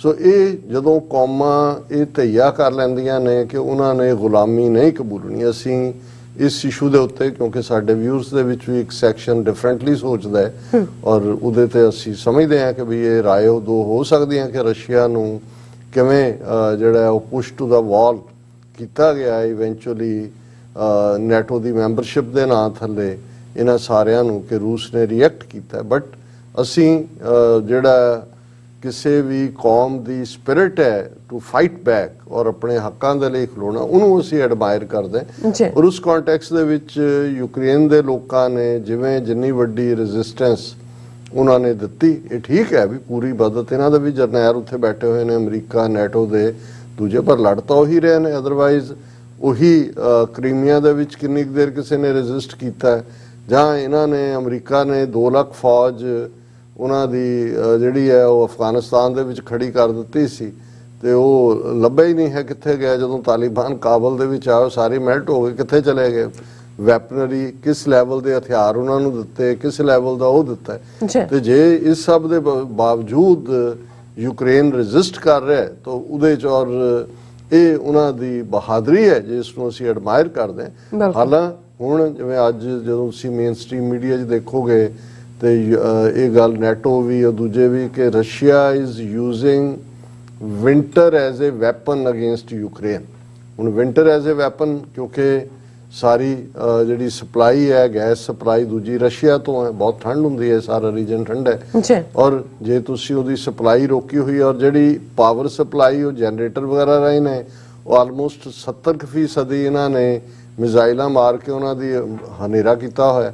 ਸੋ ਇੱਕ ਪਾਸੇ ਉਹਨਾਂ ਦੇ ਸਾਹਮਣੇ ਉਹ ਹਨੇਰੇ ਵਾਲੀ ਜ਼ਿੰਦਗੀ ਹੈ, ਦੂਸਰੇ ਪਾਸੇ ਜ਼ਾਹਰ ਹੈ ਕਿ ਜੇ ਉਹਨਾਂ ਦੀ ਗੈਸ ਸਪਲਾਈ ਔਰ ਦੂਸਰਾ ਪ੍ਰੋਪਰਲੀ ਨਹੀਂ ਮਿਲਦਾ ਤੇ ਵੱਡੀ ਗਿਣਤੀ 'ਚ ਬਜ਼ੁਰਗ ਬੱਚੇ ਦੂਜੇ ਤੀਜੇ ਉਹ ਮਰਨਗੇ ਵੀ। ਔਰ ਇਹਨੂੰ ਜਿਹੜਾ ਹੁਣ ਵੈਦਰ ਨੂੰ ਵੀ ਇਹ ਤਾਂ ਹੁੰਦਾ ਸੀ ਕਿ ਜਦੋਂ ਇਹ ਹੁੰਦਾ ਸੀ ਵੀ ਕੋਈ ਜੰਗ ਜਿੱਤਣੀ ਹੈ ਤੇ ਜਨਰਲ ਇਨ ਕਮਾਂਡ, ਜਨਰਲ ਵੈਪਨਸ ਤੁਹਾਡੇ ਕੋਲ ਕੀ ਨੇ ਜਿਹੜੇ ਲੀਡ, ਇੱਕ ਹੁੰਦਾ ਸੀ ਜਨਰਲ ਵੈਦਰ, ਕਿ ਮੌਸਮ ਕਿਸ ਕਿਸਮ ਦਾ ਹੈ। ਹੁਣ ਜੇ ਨੈਪੋਲੀਅਨ ਵੀ ਫਸਿਆ ਔਰ ਜ਼ਿਆਦਾ ਹਿਟਲਰ ਜਦੋਂ ਸੈਕੰਡ ਵਰਲਡ ਵਾਰ ਵੇਲੇ ਸਰਦੀਆਂ ਦੇ ਵਿੱਚ ਮਾਸਕੋ ਵੜ ਗਿਆ, ਉਹਨਾਂ ਨੇ ਉਹਦੇ ਰਸਤੇ ਕੱਟ ਦਿੱਤੇ ਸਾਰੇ, ਜਿਹਨੂੰ ਟੂ ਬਰਨ ਦਾ ਬ੍ਰਿਜਿਸ 4 ਚੁਫੇਰਿਓਂ ਸਪਲਾਈ ਲਾਈਨ ਵੀ ਕੱਟੀ ਗਈ ਔਰ ਜਾ ਕੇ ਫਸ ਗਿਆ ਉੱਥੇ। ਉਹੀ ਵੈਦਰ ਦੀ ਗੱਲ ਹੈ। ਇਹੀ ਇਵੇਂ ਹੀ ਕਈ ਵਾਰੀ ਜਿਹੜੇ ਹਮਲਾਵਰ ਕਿਸੇ ਖਿੱਤੇ 'ਚ ਬਰਸਾਤਾਂ 'ਚ ਅਸਾਮ ਦੇ ਵਿੱਚ ਖਾਸ ਤੌਰ ਤੇ ਹੁੰਦਾ ਸੀ। ਹੁਣ ਜਿਹੜੇ ਨਾਰਥ ਈਸਟ ਦੇ ਸਟੇਟਾਂ ਨੇ ਉਹ ਦਿੱਲੀ ਸਾਮਰਾਜ ਦੇ ਨਾਲ ਵੀ ਜਿਵੇਂ ਉਹਨਾਂ ਦੇ ਅਹੋਮ ਰਾਜੇ ਸੀ ਨਾਰਥ ਈਸਟ ਅਸਾਮ ਦੇ ਖਾਸ ਤੌਰ ਤੇ, ਔਰ ਦਿੱਲੀ ਦੇ ਮੁਗਲਿਆ ਸਲਤਨਤ ਨੇ ਇੱਕ ਵਾਰ ਤਾਂ ਕਾਬੂ ਕਰ ਲਏ ਸੀ ਸਾਰਾ ਇਹ ਨਾਰਥ ਈਸਟ ਅਸਾਮ ਵਗੈਰਾ ਵੀ ਉਹਨਾਂ ਦਾ ਹਿੱਸਾ ਸੀ। ਲੇਕਿਨ ਜਦੋਂ ਉੱਥੇ ਬਹੁਤ ਮੀਂਹ ਪੈਂਦੇ ਨੇ ਚਿਰਾਪੂੰਜੀ ਤੋਂ ਲੈ ਕੇ ਦੂਜੇ, ਤੇ ਜਦੋਂ ਇਹ ਕਿਤੇ ਬਰਸਾਤ ਦੇ ਵਿੱਚ ਉਹ ਬਗਾਵਤ ਹੁੰਦੀ ਸੀ ਉਹ ਤਾਂ ਆਪਣਾ ਉਹਨਾਂ ਨੂੰ ਪਤਾ ਹੁੰਦਾ ਸੀ ਵੀ ਕਿਵੇਂ ਕਰਨਾ, ਇਹ ਫਸ ਜਾਂਦੇ ਸੀ, ਫਿਰ ਰੁੜਦੇ ਵੀ ਸੀ।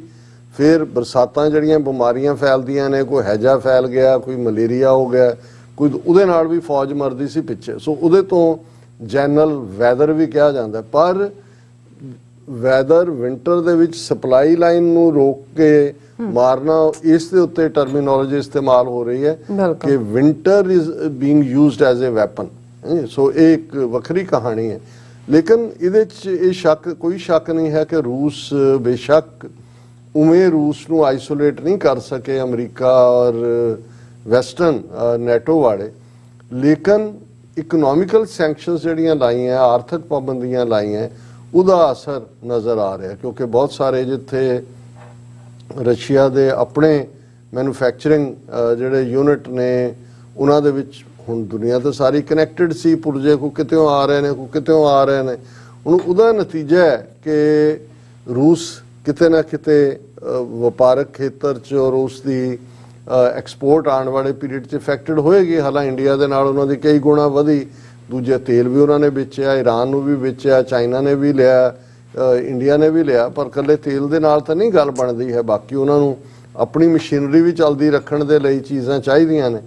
ਹੁਣ ਵੈਸਟ ਦੀਆਂ ਸੈਂਕਸ਼ਨਸ ਨੇ ਔਰ ਇਹਨਾਂ ਦੀਆਂ ਕੰਪਨੀਆਂ ਕੋਈ ਵੀ ਅੰਡਰ ਹੈਂਡ ਵੀ ਅੱਗੇ ਡੀਲ ਕਰ ਲੈਂਦੇ ਸੀ, ਪਰ ਹੁਣ ਤਾਂ ਪੂਰਾ ਫੋਕਸ ਹੈ ਇਹਨਾਂ ਦੇ ਉੱਤੇ। ਹੁਣ ਰਸ਼ੀਆ ਚੋ ਗਿਆ ਇੰਡੀਆ ਵੱਲ। ਹੁਣ ਇੰਡੀਆ ਦੀ ਲਾਈਨ, ਇੱਕ ਪਾਸੇ ਇੰਡੀਆ ਨੇ ਹਮੇਸ਼ਾ ਰਸ਼ੀਆ ਨੂੰ ਪ੍ਰੋਟੈਕਟ ਕੀਤਾ ਐਜ਼ ਏ ਅਗਰੈਸਰ, ਨਾ UN ਸਿਕਿਉਰਿਟੀ ਕਾਉਂਸਲ, ਨਾ ਜਨਰਲ ਅਸੈਂਬਲੀ, ਨਾ ਹਿਊਮਨ ਰਾਈਟ ਕਾਉਂਸਲ ਦੇ ਵਿੱਚ ਇਹਨਾਂ ਦੇ ਖਿਲਾਫ ਵੋਟ ਕੀਤੀ।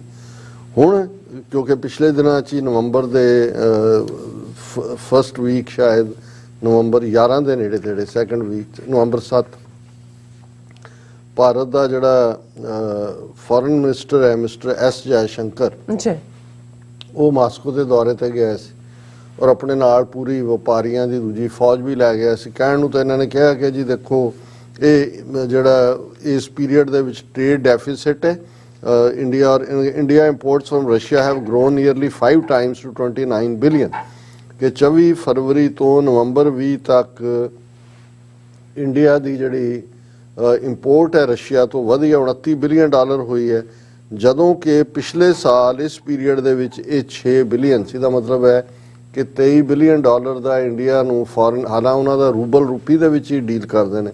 ਸੋ ਉਹਨਾਂ ਨੇ ਕਿਹਾ ਜੀ ਕਿ ਇਸੇ ਤਰ੍ਹਾਂ ਜਿਹੜੀਆਂ ਅਸੀਂ ਐਕਸਪੋਰਟ ਕਰਦੇ ਸੀ ਜੋ ਕੁਛ ਰਸ਼ੀਆ ਨੂੰ, ਉਹ 1.9 ਬਿਲੀਅਨ ਰਹਿ ਗਿਆ, ਜਦੋਂ ਜਿਹੜਾ ਕਿ 2.4 ਬਿਲੀਅਨ ਹੁੰਦਾ ਸੀ। ਹੁਣ ਉਹ ਆਪਣਾ ਇਹ ਦੱਸਣਾ ਚਾਹੁੰਦੇ ਨੇ ਕਿ ਵੀ ਜੇ ਅਸੀਂ ਤਾਂ ਜਿਹੜਾ ਟ੍ਰੇਡ ਡੈਫਿਸਿਟ ਹੈ ਕਿ ਵੀ ਹੁਣ 29 ਬਿਲੀਅਨ ਦਾ ਉਹਨਾਂ ਕੋਲ, ਉਹਨੂੰ ਘਟਾਉਣ ਦੇ ਲਈ ਕਰ ਰਹੇ। ਪਰ ਰॉयटर ਨਿਊਜ਼ ਏਜੰਸੀ ਦੇ ਹੱਥ ਉਹ ਲਿਸਟ ਲੱਗੀ ਹੈ ਕਿ ਰਸ਼ੀਆ ਨੇ ਇਹ ਕਿਹਾ ਇੰਡੀਆ ਨੂੰ ਕਿ ਭਾਈ ਸਾਨੂੰ 500 ਤੋਂ ਜ਼ਿਆਦਾ ਜਿਹੜੇ ਪ੍ਰੋਡਕਟਸ ਨੇ ਉਹਨਾਂ ਦੀ ਡਿਲੀਵਰੀ ਚਾਹੀਦੀ ਹੈ, ਜਿਨ੍ਹਾਂ 'ਚ parts for cars, aircraft and trains, ਇਹ ਸਾਰੇ ਨੇ। ਔਰ ਇਹ ਰॉयटर ਨਿਊ ਦਿੱਲੀ ਦੇ ਹਵਾਲੇ ਨਾਲ ਹੈ ਕਿ ਵੀ ਇਹ ਬੜਾ ਸੈਂਸਿਟਿਵ ਇਸ਼ੂ ਹੈ ਕਿ ਇਹ ਚੀਜ਼ਾਂ ਦੀ ਰਸ਼ੀਆ ਨੇ ਮੰਗ ਕੀਤੀ ਹੈ ਔਰ ਉਸ ਦੀ ਫਿਰ ਅੱਗੇ ਉਹਨਾਂ ਨੇ ਡੀਟੇਲ ਵੀ ਦਿੱਤੀ ਹੈ ਕਿ ਵੀ ਹੁਣ ਇੰਡੀਆ ਕੀ ਕਰੇਗਾ, ਕੀ ਜਿਹੜਾ ਇੰਡੀਆ ਫੁੱਲਫਿਲ ਕਰੇਗਾ। ਜੇ ਇੰਡੀਆ ਉਹਨਾਂ ਦੀਆਂ ਨੀਡਸ ਫੁੱਲਫਿਲ ਕਰਦਾ ਹੈ ਤੇ ਜਿਹੜੀਆਂ ਵੈਸਟ ਦੀਆਂ ਸੈਂਕਸ਼ਨਸ ਨੇ, ਔਰ ਇੱਕ ਪਾਸੇ ਸਟ੍ਰੈਟੇਜਿਕ ਪਾਰਟਨਰ ਬਣਿਆ ਇੰਡੀਆ ਅਮਰੀਕਾ ਦੇ ਨਾਲ ਚਾਈਨਾ ਦੇ ਖਿਲਾਫ, ਉਹਨਾਂ ਦੇ ਉੱਤੇ ਇਸ ਦਾ ਕੀ ਅਸਰ ਹੋਏਗਾ। ਔਰ ਉਹਨਾਂ 'ਚ ਹੁਣ ਇਹ ਮੇਨ ਸਟੋਰੀ ਹੈ ਕਿ western sanctions have crippled supplies of some crucial products in Russia। ਉਹਨਾਂ ਦੀ ਸਪਲਾਈ ਨੇ ਉਹਨਾਂ ਦੇ ਕ੍ਰੂਸ਼ਲ ਚੀਜ਼ਾਂ ਨੂੰ, ਹੁਣ ਉਹਨਾਂ 'ਚ ਕੀ ਹੈ, airlines are experiencing an acute shortage of parts because almost all planes are foreign made। ਜਹਾਜ਼ ਜੇ ਤੁਹਾਨੂੰ ਉਹਨੂੰ ਪਾਰਟਸ ਨਹੀਂ ਮਿਲਦੇ, ਜਹਾਜ਼ ਹੀ ਨਹੀਂ ਉੱਡ ਸਕਦੇ। car parts are also in demand with global automakers having left the market। ਕਿ ਉਹਨਾਂ ਨੂੰ ਕਾਰ ਪਾਰਟਸ ਵੀ, ਕਾਰਾਂ ਵੀ ਕਿੱਥੇ ਜਾਣਗੇ ਵਿੰਟਰ ਲਈ, ਹੁਣ ਘੋੜਿਆਂ ਤੇ ਤਾਂ ਜਾਣੋ ਰਹੇ। ਬਿਲਕੁਲ। ਔਰ ਇਹ ਉਹਨਾਂ ਨੇ ਕਿਹਾ ਕਿ ਬਈ ਹੁਣ ਤੱਕ ਅਸੀਂ ਇਹ ਮੰਗਦੇ ਰਹੇ ਹਾਂ ਕਿ ਭਾਈ ਸਾਨੂੰ ਦਿਓ, ਪਰ ਸਾਨੂੰ ਮਿਲ ਨਹੀਂ ਰਹੀ। List of items from Russia ਵਿਚ runs to almost 14 pages, 14 pages ਦੀ ਲਿਸਟ ਹੈ ਜਿਹੜੀ ਰਸ਼ੀਆ ਨੇ ਇੰਡੀਆ ਨੂੰ ਕਿਹਾ ਵੀ ਸਾਨੂੰ ਦਿਓ, including car engine parts like pistons, oil pumps and ignition coil। ਇਹ ਵੀ ਨਹੀਂ ਹੈ ਉਹਨਾਂ ਕੋਲ oil pump, ignition coil। There is also demand for bumpers, seat belts and infotainment systems।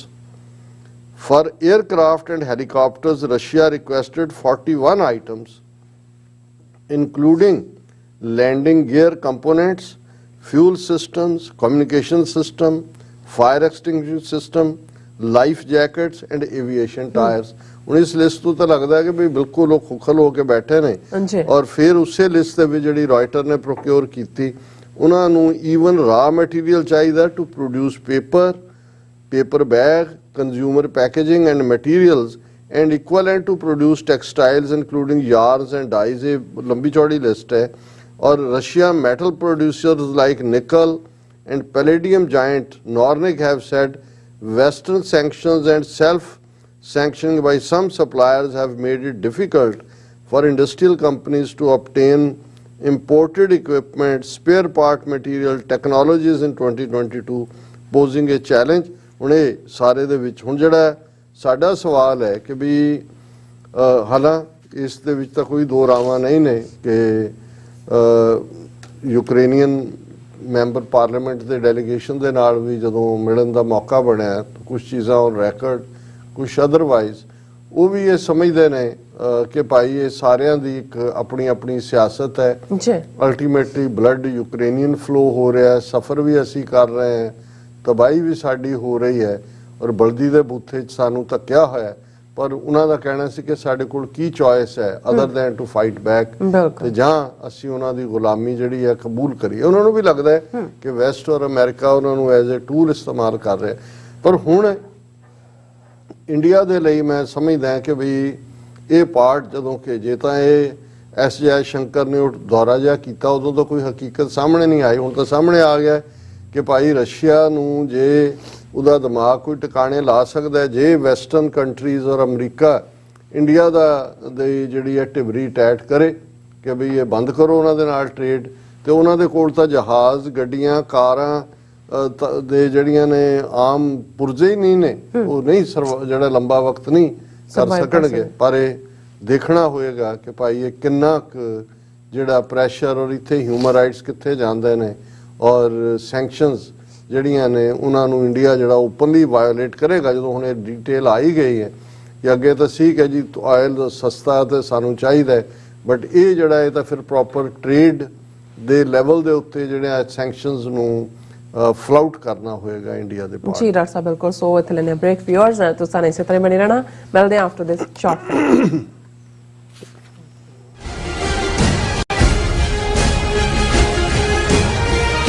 ਇੱਕ ਓੰਕਾਰ,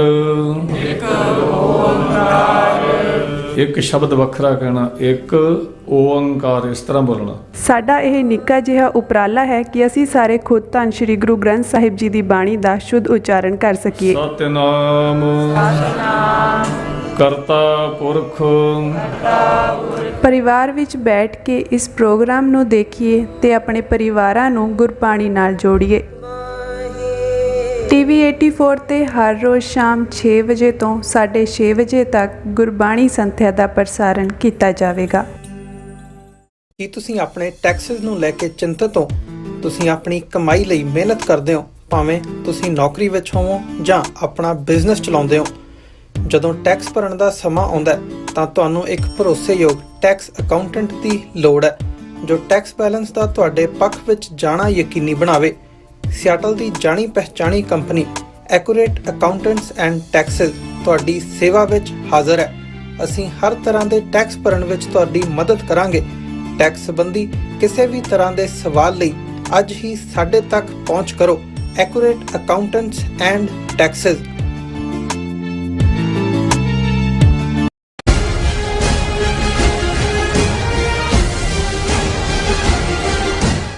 ਦਰਸ਼ਕੋ ਬ੍ਰੇਕ ਤੋਂ ਬਾਅਦ ਆਪਾਂ ਤੁਹਾਨੂੰ ਸਭ ਨੂੰ ਜੀ ਆਇਆਂ ਕਹਿੰਦੇ ਹਾਂ। ਸੋ ਗੱਲਬਾਤ ਕਰਨ ਜਾ ਰਹੇ ਹਾਂ ਕਿ ਇੰਡੋਨੇਸ਼ੀਆ ਤੇ ਭਾਰਤ ਇੱਕ ਦੂਸਰੇ ਦੇ ਕਰੀਬ ਆਉਂਦੇ ਲੱਗਦੇ ਹਨ। ਅਜੀਤ ਡੋਵਲ ਆਪਣੀ ਗੰਦੀ ਖੇਡ ਰਿਹਾ ਹੈ ਔਰ ਕੀ ਪਾਕਿਸਤਾਨ ਨੂੰ ਇਹਨਾਂ ਦੋ ਮੁਲਕਾਂ ਦੀਆਂ ਵੱਧ ਰਹੀਆਂ ਨਜ਼ਦੀਕੀਆਂ ਨੂੰ ਲੈ ਕੇ ਕੋਈ ਫਿਕਰਮੰਦੀ ਹੈ? ਸੋ ਇਸ ਬਾਰੇ ਆਪਾਂ ਗੱਲਬਾਤ ਕਰਨ ਜਾ ਰਹੇ ਹਾਂ। ਸੋ ਅਸੀਂ ਚਾਹਾਂਗੇ ਕਿ ਤੁਸੀਂ ਇਸੇ ਤਰ੍ਹਾਂ ਬਣੇ ਰਹਿਣਾ।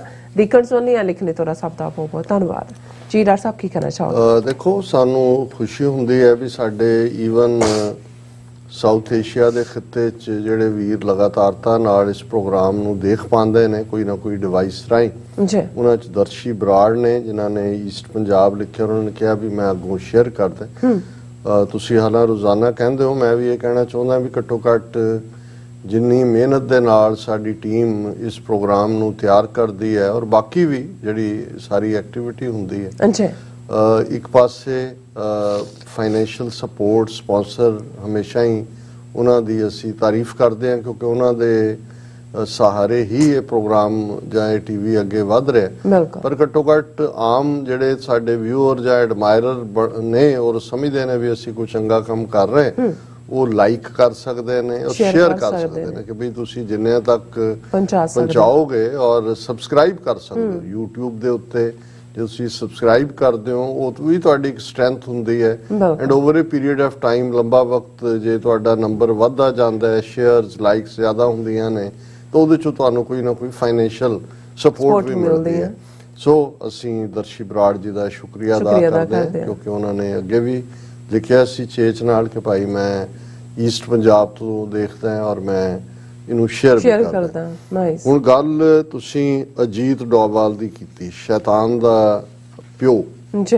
ਇੱਕ ਤਾਂ ਸ਼ੈਤਾਨ ਦਾ ਬੱਚਾ ਹੁੰਦਾ ਸ਼ਤੂੰਗੜਾ, ਸ਼ੈਤਾਨ ਦਾ ਵੀ ਜੇ ਕੋਈ ਪਿਓ ਹੁੰਦਾ ਹੋਵੇ ਤਾਂ ਅਜੀਤ ਡੋਵਾਲ ਹੈ, ਕਿਉਂਕਿ ਜਿੰਨੀਆਂ ਭਾਰਤ ਦੀਆਂ ਨੀਤੀਆਂ ਨੇ ਖਾਸ ਤੌਰ ਤੇ ਫੋਰਨ ਅਫੇਅਰਸ ਨਾਲ ਸੰਬੰਧਿਤ, ਕਸ਼ਮੀਰ, ਪੰਜਾਬ, ਨਾਰਥ ਈਸਟ ਦੇ ਨਾਲ, ਔਰ ਆਉਣ ਵਾਲੇ ਪੀਰੀਅਡ 'ਚ ਕਿਸ ਕਿਸਮ ਦੀ, ਇਸ ਵੇਲੇ ਉਹਨੂੰ ਕੈਬਨਿਟ ਰੈਂਕ ਵੀ ਦਿੱਤਾ ਹੋਇਆ, ਉਹਨੇ ਇੰਡੀਅਨ ਇੰਟੈਲੀਜੈਂਸ ਬਿਊਰੋ ਨੂੰ ਵੀ ਹੈਡ ਕੀਤਾ, ਦੂਜਾ ਵੀ। ਲੇਕਿਨ ਜੇ ਕਹਿਣਾ ਹੋਏ ਕਿ ਵੀ ਇੱਕ ਬੰਦਾ ਜਿਹੜਾ ਰਨ ਕਰਦਾ ਹੈ ਸਾਰੇ ਸ਼ੋਅ ਨੂੰ, ਜਿਹੜਾ ਮੋਦੀ ਦੇ ਬਰਾਬਰ ਪਾਵਰਫੁਲ ਹੈ ਜਾਂ ਕੁਛ ਹਾਲਤਾਂ 'ਚ ਮੋਦੀ ਨੂੰ ਕਿਉਂਕਿ ਜਿਹੜਾ ਗਾਈਡ ਕਰਦਾ ਹੈ, ਉਹ ਅਜੀਤ ਡੋਵਾਲ ਹੈ ਜੀ।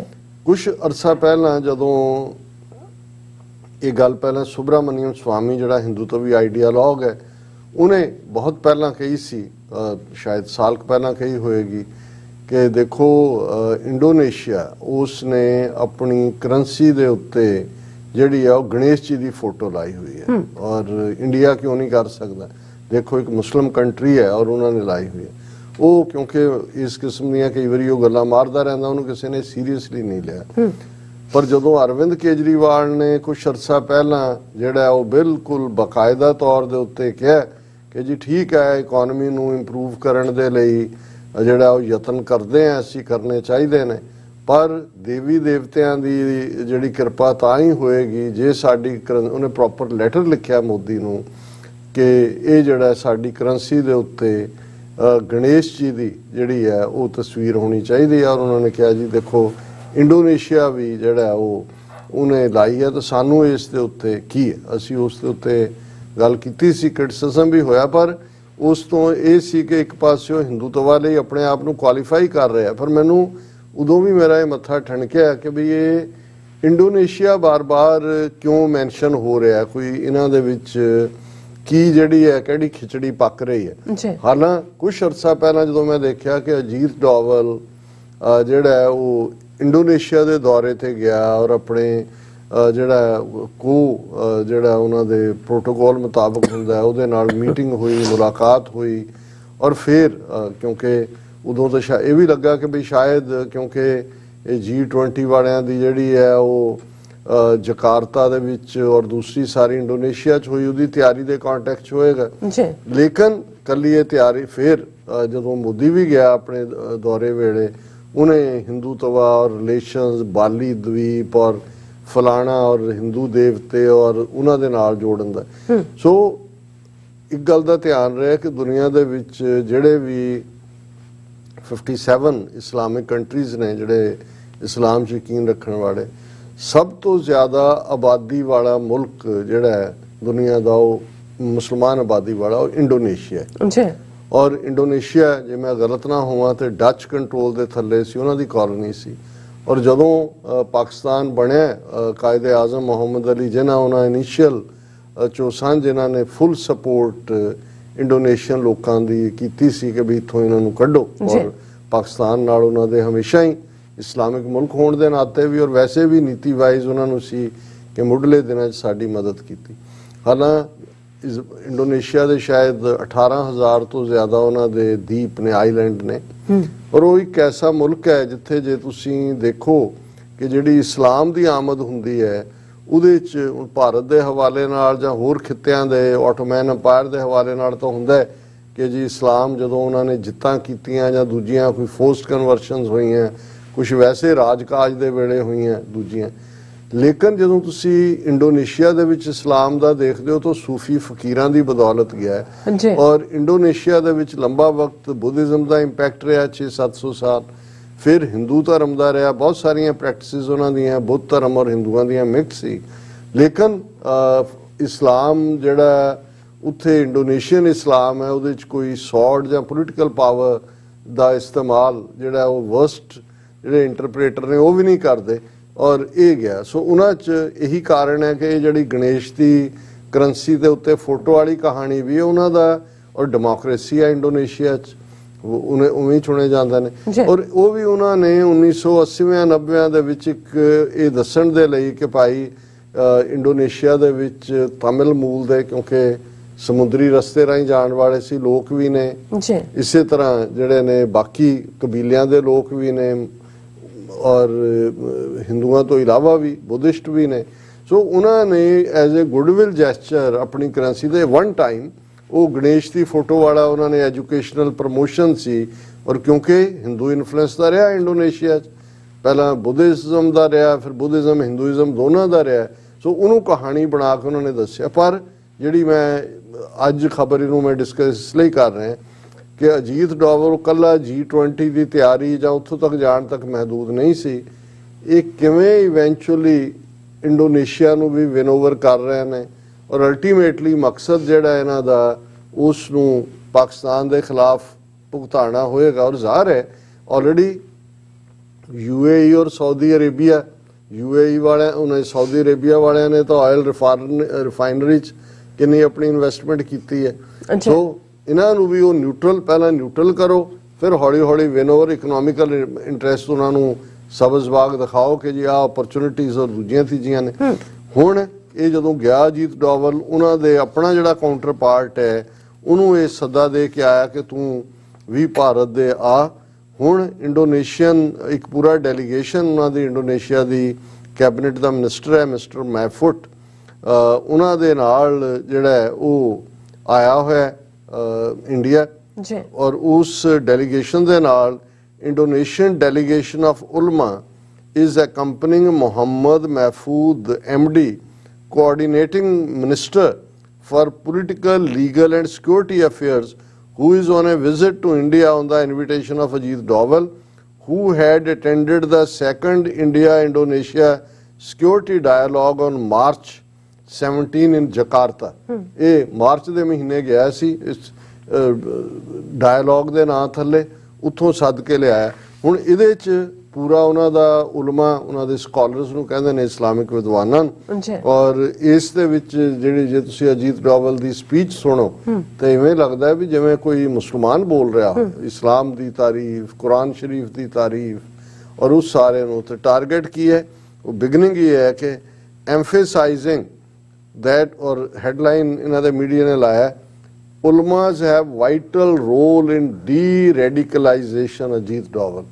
ਉਹ ਅਗੇਨ ਸਟਲ ਵੇ ਨਾਲ ਇਹੀ ਕਹਿ ਰਿਹਾ ਕਿ ਜੀ ਮੁਸਲਮਾਨਾਂ ਦਾ ਜਿਹੜਾ ਟੈਰਰਿਜ਼ਮ ਹੈ, ਇਸਲਾਮਿਕ ਟੈਰਰਿਜ਼ਮ, ਇਹ ਉਹਨਾਂ ਨੂੰ ਰੈਡੀਕਲਾਈਜ਼ ਕੀਤਾ ਜਾਂਦਾ ਹੈ ਮੈਂਟਲੀ, ਉਹਨੂੰ ਕਿਵੇਂ ਡੀ-ਰੈਡੀਕਲਾਈਜ਼ ਕਰਨਾ ਹੈ। ਔਰ ਉਹਦੇ 'ਚ ਉਹ ਇਹ ਕਹਿ ਰਿਹਾ ਐਮਫੇਸਾਈਜ਼ਿੰਗ that cross-border and ISIS-inspired terrorism continues to pose a threat. National Security Advisor Ajit Doval said on Tuesday that ulamas have a vital role to play in countering radicalization and extremism by propagating progressive ideas and thoughts. ਪਹਿਲਾਂ ਇਹ progressive ideas and thought ਆਪਣੇ ਹਿੰਦੂ ਤਵੀ ਦਹਿਸ਼ਤਗਰਦਾਂ ਨੂੰ ਸਮਝਾਓ। ਜੇ ਇਸ ਵੇਲੇ ਜੇ ਦੁਨੀਆ 'ਚ ਕੋਈ ਦਹਿਸ਼ਤਗਰਦੀ ਦੀ ਸਭ ਤੋਂ ਵੱਡੀ ਜਮਾਤ ਹੈ ਦਹਿਸ਼ਤਗਰਦੀ ਫੈਲਾਉਣ ਵਾਲੀ ਤਾਂ RSS ਹੈ। ਬਿਲਕੁਲ। ਜੇ ਰੈਡੀਕਲਾਈਜ਼ ਜਿਨ੍ਹਾਂ ਨੂੰ ਕੀਤਾ, ਜੇ ਡੀ ਰੈਡੀਕਲਾਈਜ਼ ਕਰਨ ਦੀ ਲੋੜ ਹੈ ਤੇ ਆਪਣੇ ਉਹ ਸਾਧੂਆਂ, ਸੰਨਿਆਸੀਆਂ, ਬਜਰੰਗ ਦਲ ਔਰ ਭੀਮ ਸੈਨਾ ਤੇ ਹਨੂਮਾਨ ਸੈਨਾ ਤੇ ਕਿਹੜੀ ਜਿਹੜੇ ਧਰਮ ਸੰਸਦ ਦੇ ਨਾਂ ਥੱਲੇ ਕਾਲ ਦਿੰਦੇ ਨੇ ਕਿ ਮੁਸਲਮਾਨਾਂ ਦੀ ਨਸਲਕੁਸ਼ੀ ਦਾ ਵਕਤ ਆ ਗਿਆ ਔਰ ਇਹਨਾਂ ਦੀ ਨਸਲਕੁਸ਼ੀ ਕਰੋ, ਉਹਨਾਂ ਨੂੰ ਡੀ ਰੈਡੀਕਲਾਈਜ਼ ਕਰਨ ਦੀ ਲੋੜ ਹੈ। ਲੇਕਿਨ ਇੰਡੋਨੇਸ਼ੀਆ ਤੱਕ ਇਸ ਲੈਵਲ ਦੀ ਪਹੁੰਚ, ਔਰ ਇਹ ਓਪਨਿੰਗ ਰਿਮਾਰਕ ਦੇ ਵਿੱਚ ਕਹਿ ਰਿਹਾ ਕਿ ਜੀ ਦੇਖੋ ਅਸੀਂ ਇਹ ਡਾਇਲੌਗ ਖੋਲ੍ਹਿਆ ਇੰਡੋਨੇਸ਼ੀਅਨ ਔਰ ਇੰਡੀਅਨ ਉਲਮਾ ਦੇ ਵਿਚਾਲੇ, ਉੱਥੇ ਵੀ ਜਿਹੜੇ ਕੋਈ ਇਹਨਾਂ ਦੇ ਟੌਂਟ ਪਟੌਂਟ ਜੇ ਮੁਲਾਣੇ ਨੇ ਉਹ ਖੜੇ ਕਰ ਦਿੱਤੇ ਉਹਨਾਂ ਨੇ ਕਿ ਜੀ ਦੇਖੋ ਇਹ ਇੰਡੋਨੇਸ਼ੀਆ ਦੇ ਉਲਮਾ ਜਿਹੜੇ ਨੇ ਇਹ ਇੰਡੀਅਨ ਉਲਮਾ ਦੇ ਨਾਲ ਗੱਲਬਾਤ ਕਰ ਰਹੇ ਨੇ। ਲੇਕਿਨ ਇਹਦੇ 'ਚ ਇਸ ਹਿੰਦੂ ਤਵੀ ਫਿਰਕਾ ਪ੍ਰਸਤ ਦਾ ਜੇ ਤੁਸੀਂ ਇਸਲਾਮ ਬਾਰੇ ਦੇਖੋ, ਉਹਦੇ 'ਚੋਂ ਡੋਵਲ ਕਹਿ ਰਿਹਾ ਕਿ Doval said Islam had emerged as a rallying point for the disadvantaged and tolerant outlook. इस्लाम ਦੇ ਵਿੱਚ ਜਿੰਨੀ ਸਹਿਨਸ਼ੀਲਤਾ ਹੈ ਉਨੀ ਤਾਂ ਕਿਸੇ 'ਚ ਵੀ ਨਹੀਂ ਹੈ। ਔਰ ਡਿਸਐਡਵਾਂਟੇਜ ਦੇ ਥੱਲੇ ਜਿਹੜੇ ਲੋਕ ਸੀ, ਜਿਹੜੇ ਡਿਸਐਡਵਾਂਟੇਜ, ਉਹ ਜਿਹੜੇ ਨੇ ਇਸ ਸਾਰੇ ਦੇ ਵਿੱਚ ਅੱਗੇ ਆਏ ਔਰ ਇਸਲਾਮ ਜਿਹੜਾ ਹੈ ਇਹ ਤਾਂ ਇਹੀ ਕੁਝ ਸਿਖਾਉਂਦਾ। ਫਿਰ ਉਹਨੇ ਹਿੰਦੂ ਕਨੈਕਸ਼ਨ ਕੱਢਿਆ ਕਿਉਂਕਿ ਸਾਊਥ ਦੇ ਵਿੱਚ ਲੰਬਾ ਵਕਤ ਜਿਹੜੇ ਰਾਜੇ ਸੀ ਚੋਲਾ ਡਾਇਨੈਸਟੀ, ਜ਼ਾਹਰ ਹੈ ਸਮੁੰਦਰੀ ਰਸਤੇ ਵਪਾਰ ਹੁੰਦਾ ਸੀ, ਸੰਬੰਧ ਵੀ ਸੀ। Highlighting the historical linkages between the two countries spanning to the Chola period and beyond, Dovell said both flourishing democracies। ਹੁਣ ਸਾਂਝ ਕਰ ਲਈ ਇਹ ਨਹੀਂ ਕਿ ਜੀ ਦੋਨਾਂ ਨੂੰ ਆਈਸਿਸ ਦਾ ਖਤਰਾ ਹੈ, ਤੁਸੀਂ ਵੀ ਡੈਮੋਕ੍ਰੇਸੀ ਅਸੀਂ ਵੀ ਫਲਰਿਸ਼ਿੰਗ, ਸਾਡੀਆਂ ਜਿਹੜੀਆਂ ਨੇ ਉਹ ਡੈਮੋਕ੍ਰੇਸੀਜ਼ ਨੇ, ਉਹਨਾਂ ਦੇ ਥੱਲੇ ਜਿਹੜਾ ਹੈ ਇਹ ਅਸੀਂ ਅੱਗੇ highlighting the historical linkages between the two countries spanning to the Chola period and beyond, Dovell said both flourishing democracies with extensive people-to-people share a common desire for peace and harmony, and the dialogue is a vital medium to achieve that। ਕਿ ਜੀ ਅਸੀਂ ਦੋਨੋਂ ਡੈਮੋਕ੍ਰੇਸੀਜ਼ ਇਸ dialog ਨੂੰ ਅੱਗੇ ਵਧਾਈਏ ਔਰ ਇਸ ਦੇ ਨਾਲ ਜਿਹੜਾ ਉਹ ਅਸੀਂ ਜਿਹੜਾ ਆਪਸੀ ਸਾਡੇ ਬੌਂਡ ਸਟਰੋਂਗ ਹੋਣ। ਔਰ ਇਹ ਲੰਬਾ ਚੌੜਾ ਇਸ ਦਾ, ਔਰ ਇਹ ਸਾਰੀ ਖਬਰ ਹੀ ਡੋਵਲ ਦਾ ਉਪਦੇਸ਼ ਹੈ ਉਹਨਾਂ ਨੂੰ ਕਿ ਜੀ ਇਹ ਡੀ ਰੈਡੀਕਲਾਈਜ਼ ਕਰੋ ਔਰ ਦੇਖੋ ਅਸੀਂ ਕਿੰਨੀ ਟੋਲਰੈਂਟ ਸੁਸਾਇਟੀ ਇਹ ਉਹ। ਪਰ ਮੈਨੂੰ ਬਹੁਤ ਵਾਰ ਲੱਗਦਾ ਹੁੰਦਾ ਚਲੋ ਪਾਕਿਸਤਾਨ 'ਚ ਇੱਕ ਗੱਲ ਤਾਂ ਤਸੱਲੀ ਵਾਲੀ ਹੈ ਕਿ ਉਹਨਾਂ ਦਾ ਆਰਮੀ ਚੀਫ ਦਾ ਮੁੱਦਾ ਡਿਸਾਈਡ ਹੋਇਆ, ਨਵੇਂ ਅਪਾਇੰਟ ਹੋ ਗਏ, ਉਹਨਾਂ ਦੀ ਪ੍ਰੋਪਰ ਜਿਹੜੀ ਓਥ ਟੇਕਿੰਗ ਹੈ ਬੜੇ ਰਾਇਲ ਅੰਦਾਜ਼ ਦੇ ਵਿੱਚ ਹੋਈ। ਜਨਰਲ ਕਮਰ ਜਾਵੇਦ ਬਾਜਵਾ ਫਾਈਨਲੀ ਉਹਨਾਂ ਦੀ ਰਿਟਾਇਰਮੈਂਟ ਹੋਈ ਔਰ ਹੋਪਫੁਲੀ ਜਿਹੜਾ ਪੋਲੀਟੀਕਲ ਕ੍ਰਾਈਸਿਸ ਵੀ ਉੱਥੇ ਬਣਿਆ ਹੋਇਆ, ਚੋਣਾਂ ਕਰਵਾਈਆਂ ਜਾਣ। ਇਮਰਾਨ ਖਾਨ ਜਿਹੜੇ ਨੇ on the roads march to Islamabad, long march, ਇਹ ਪਿਛਲੇ ਦਿਨਾਂ 'ਚ ਰਾਵਲਪਿੰਡੀ 'ਚ ਬਹੁਤ ਵੱਡੀ ਗੈਦਰਿੰਗ ਹੋਈ। ਉਹਨਾਂ ਨੇ ਕਿਹਾ ਆਪਣਾ ਅਗਲਾ ਪ੍ਰੋਗਰਾਮ ਦੇਣਗੇ। ਹੁਣ ਇਹ ਵੀ ਹੈ ਵੀ ਸ਼ਾਇਦ ਪੰਜਾਬ ਔਰ ਨਾਰਥ ਵੈਸਟ ਫਰੰਟੀਅਰ ਪ੍ਰੋਵਿੰਸ ਜਿਹਨੂੰ ਕਦੇ ਕਹਿੰਦੇ ਸੀ ਹੁਣ ਖੈਬਰ ਪਖਤੂਨਖਵਾ, ਉਹਨਾਂ ਦੇ ਵਿੱਚ ਇਮਰਾਨ ਖਾਨ ਦੀ ਪਾਰਟੀ ਜਾਂ ਉਹਨਾਂ ਦੀ ਹਮਾਇਤ ਚੌਧਰੀ ਪਰਵੇਜ਼ ਇਲਾਹੀ ਚੀਫ ਮਿਨਿਸਟਰ ਨੇ ਪੰਜਾਬ ਦੇ ਕਿ ਅਸੈਂਬਲੀਆਂ 'ਚ ਇਹ ਭੰਗ ਕਰਨ ਦਾ ਆਰਡਰ ਕਰ ਦੇਣ ਜਿਹੜਾ ਉਹਨਾਂ ਨੇ ਐਲਾਨ ਕਰਨਾ ਵੀ ਕਿਹੜੀ ਤਰੀਕ ਨੂੰ ਫਿਰ ਚੋਣਾਂ ਹੋ ਜਾਣ। ਸੋ ਮੈਨੂੰ ਲੱਗਦਾ ਵੀ ਪਿਛਲੇ ਕਾਫੀ ਵਕਤ ਤੋਂ ਪਾਕਿਸਤਾਨ ਅੰਦਰੂਨੀ ਇਸ ਸਾਰੇ ਦੇ ਵਿੱਚ ਇੰਨਾ ਉਲਝਿਆ ਹੋਇਆ ਹੈ ਕਿ ਭਾਰਤ ਨੇ 4 ਚਫੇਰੇ ਆਪਣਾ ਇਨਫਲੂਐਂਸ ਵਧਾਇਆ ਔਰ ਇੰਡੋਨੇਸ਼ੀਆ ਦੁਨੀਆ ਦਾ ਸਭ ਤੋਂ ਵੱਡਾ ਇਸ ਮੁਸਲਮਾਨਾਂ ਦੀ ਆਬਾਦੀ ਵਾਲਾ ਮੁਲਕ ਜਿਹੜਾ ਕਦੇ ਪਾਕਿਸਤਾਨ ਦੇ ਦਾਇਰਾਕਾਰ ਤੋਂ ਬਾਹਰ ਨਹੀਂ ਸੀ ਜਾਂਦਾ ਕਿਤੇ ਵੀ ਇੰਟਰਨੈਸ਼ਨਲ ਵੋਟਿੰਗ ਪੈਟਰਨ ਵੇਲੇ ਜਾਂ ਕਸ਼ਮੀਰ ਦੇ ਮੁੱਦੇ ਤੇ ਵੀ। ਪਰ ਜਿਸ ਕਿਸਮ ਦੀ ਅਜੀਤ ਡੋਵਲ ਔਰ ਇਹਨਾਂ ਦੀ ਫੋਕਸਿੰਗ ਹੋਈ ਹੈ, ਜਿਵੇਂ ਅਸੀਂ ਇਹ ਕਦੇ ਸੋਚ ਵੀ ਨਹੀਂ ਸੀ ਸਕਦੇ ਕਿ ਸਾਊਦੀ ਅਰੇਬੀਆ ਜਾਂ UAE ਕਦੇ ਇੰਡੀਅਨ ਸਪੈਲ 'ਚ ਜਾਣਗੇ। ਸੋ ਆਲਰੇਡੀ ਪਾਕਿਸਤਾਨ ਦੇ ਪੋਲੀਟੀਸ਼ੀਅਨਸ ਨੂੰ, ਪਾਲਿਸੀ ਮੇਕਰਸ ਨੂੰ ਸਿਰ ਜੋੜ ਕੇ ਬੈਠ ਕੇ ਮੁਲਕ ਨੂੰ ਸੰਭਾਲਣ ਦੀ ਲੋੜ ਹੈ।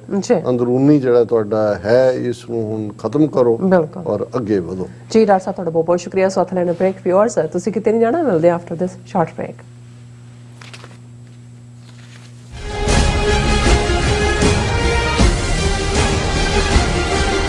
ਇੱਕ ਓੰਕਾਰ, ਇੱਕ ਸ਼ਬਦ ਵੱਖਰਾ ਕਹਿਣਾ, ਇੱਕ ਓੰਕਾਰ, ਇਸ ਤਰ੍ਹਾਂ ਬੋਲਣਾ। ਸਾਡਾ ਇਹ ਨਿੱਕਾ ਜਿਹਾ ਉਪਰਾਲਾ ਹੈ ਕਿ ਅਸੀਂ ਸਾਰੇ ਖੁਦ ਧੰਨ ਸ਼੍ਰੀ ਗੁਰੂ ਗ੍ਰੰਥ ਸਾਹਿਬ ਜੀ ਦੀ ਬਾਣੀ ਦਾ ਸ਼ੁੱਧ ਉਚਾਰਨ ਕਰ ਸਕੀਏ। ਸਤਿਨਾਮ ਕਰਤਾ ਪੁਰਖ। ਪਰਿਵਾਰ ਵਿੱਚ ਬੈਠ ਕੇ ਇਸ ਪ੍ਰੋਗਰਾਮ ਨੂੰ ਦੇਖੀਏ ਤੇ ਆਪਣੇ ਪਰਿਵਾਰਾਂ ਨੂੰ ਗੁਰਬਾਣੀ ਨਾਲ ਜੋੜੀਏ। TV 84 ਤੇ ਹਰ ਰੋਜ਼ ਸ਼ਾਮ 6 ਵਜੇ ਤੋਂ 6:30 ਵਜੇ ਤੱਕ ਗੁਰਬਾਣੀ ਸੰਥਿਆ ਦਾ ਪ੍ਰਸਾਰਣ ਕੀਤਾ ਜਾਵੇਗਾ। ਕੀ ਤੁਹਾਨੂੰ 30, 40 ਜਾਂ 50 ਦਿਨ ਵੇਟ ਕਰਨੀ ਪੈ ਰਹੀ ਹੈ ਤੁਹਾਡੇ ਚੈੱਕ ਲਈ? ਫਿਰ ਬ੍ਰੋਕਰਾਂ ਪਿੱਛੇ ਭੱਜਦੇ ਫਿਰਦੇ ਹੋ ਪੈਸੇ ਲਈ, ਬਹੁਤ ਜ਼ਿਆਦਾ ਟਾਈਮ ਵੇਸਟ ਹੋ ਜਾਂਦਾ ਇੱਦਾਂ ਤਾਂ। ਜੇ ਤੁਸੀਂ ਅੱਜ ਹੀ ਪੈਸੇ ਲੈਣੇ ਤਾਂ ਬੌਬਟੇਲ ਨੂੰ ਕਾਲ ਕਰੋ। ਬੌਬਟੇਲ ਤੁਹਾਡੀਆਂ ਇਨਵੋਇਸਿਸ ਸੇਮ ਡੇ ਫੰਡ ਕਰ ਸਕਦੇ ਹਨ for a small fee, no contract, no reserve and no hidden fees। ਅੱਜ ਹੀ ਕਾਲ ਕਰੋ ਬੌਬਟੇਲ ਨੂੰ ਤੇ ਤੁਹਾਡਾ ਪਹਿਲਾ ਮਹੀਨਾ free. 410 204 2084।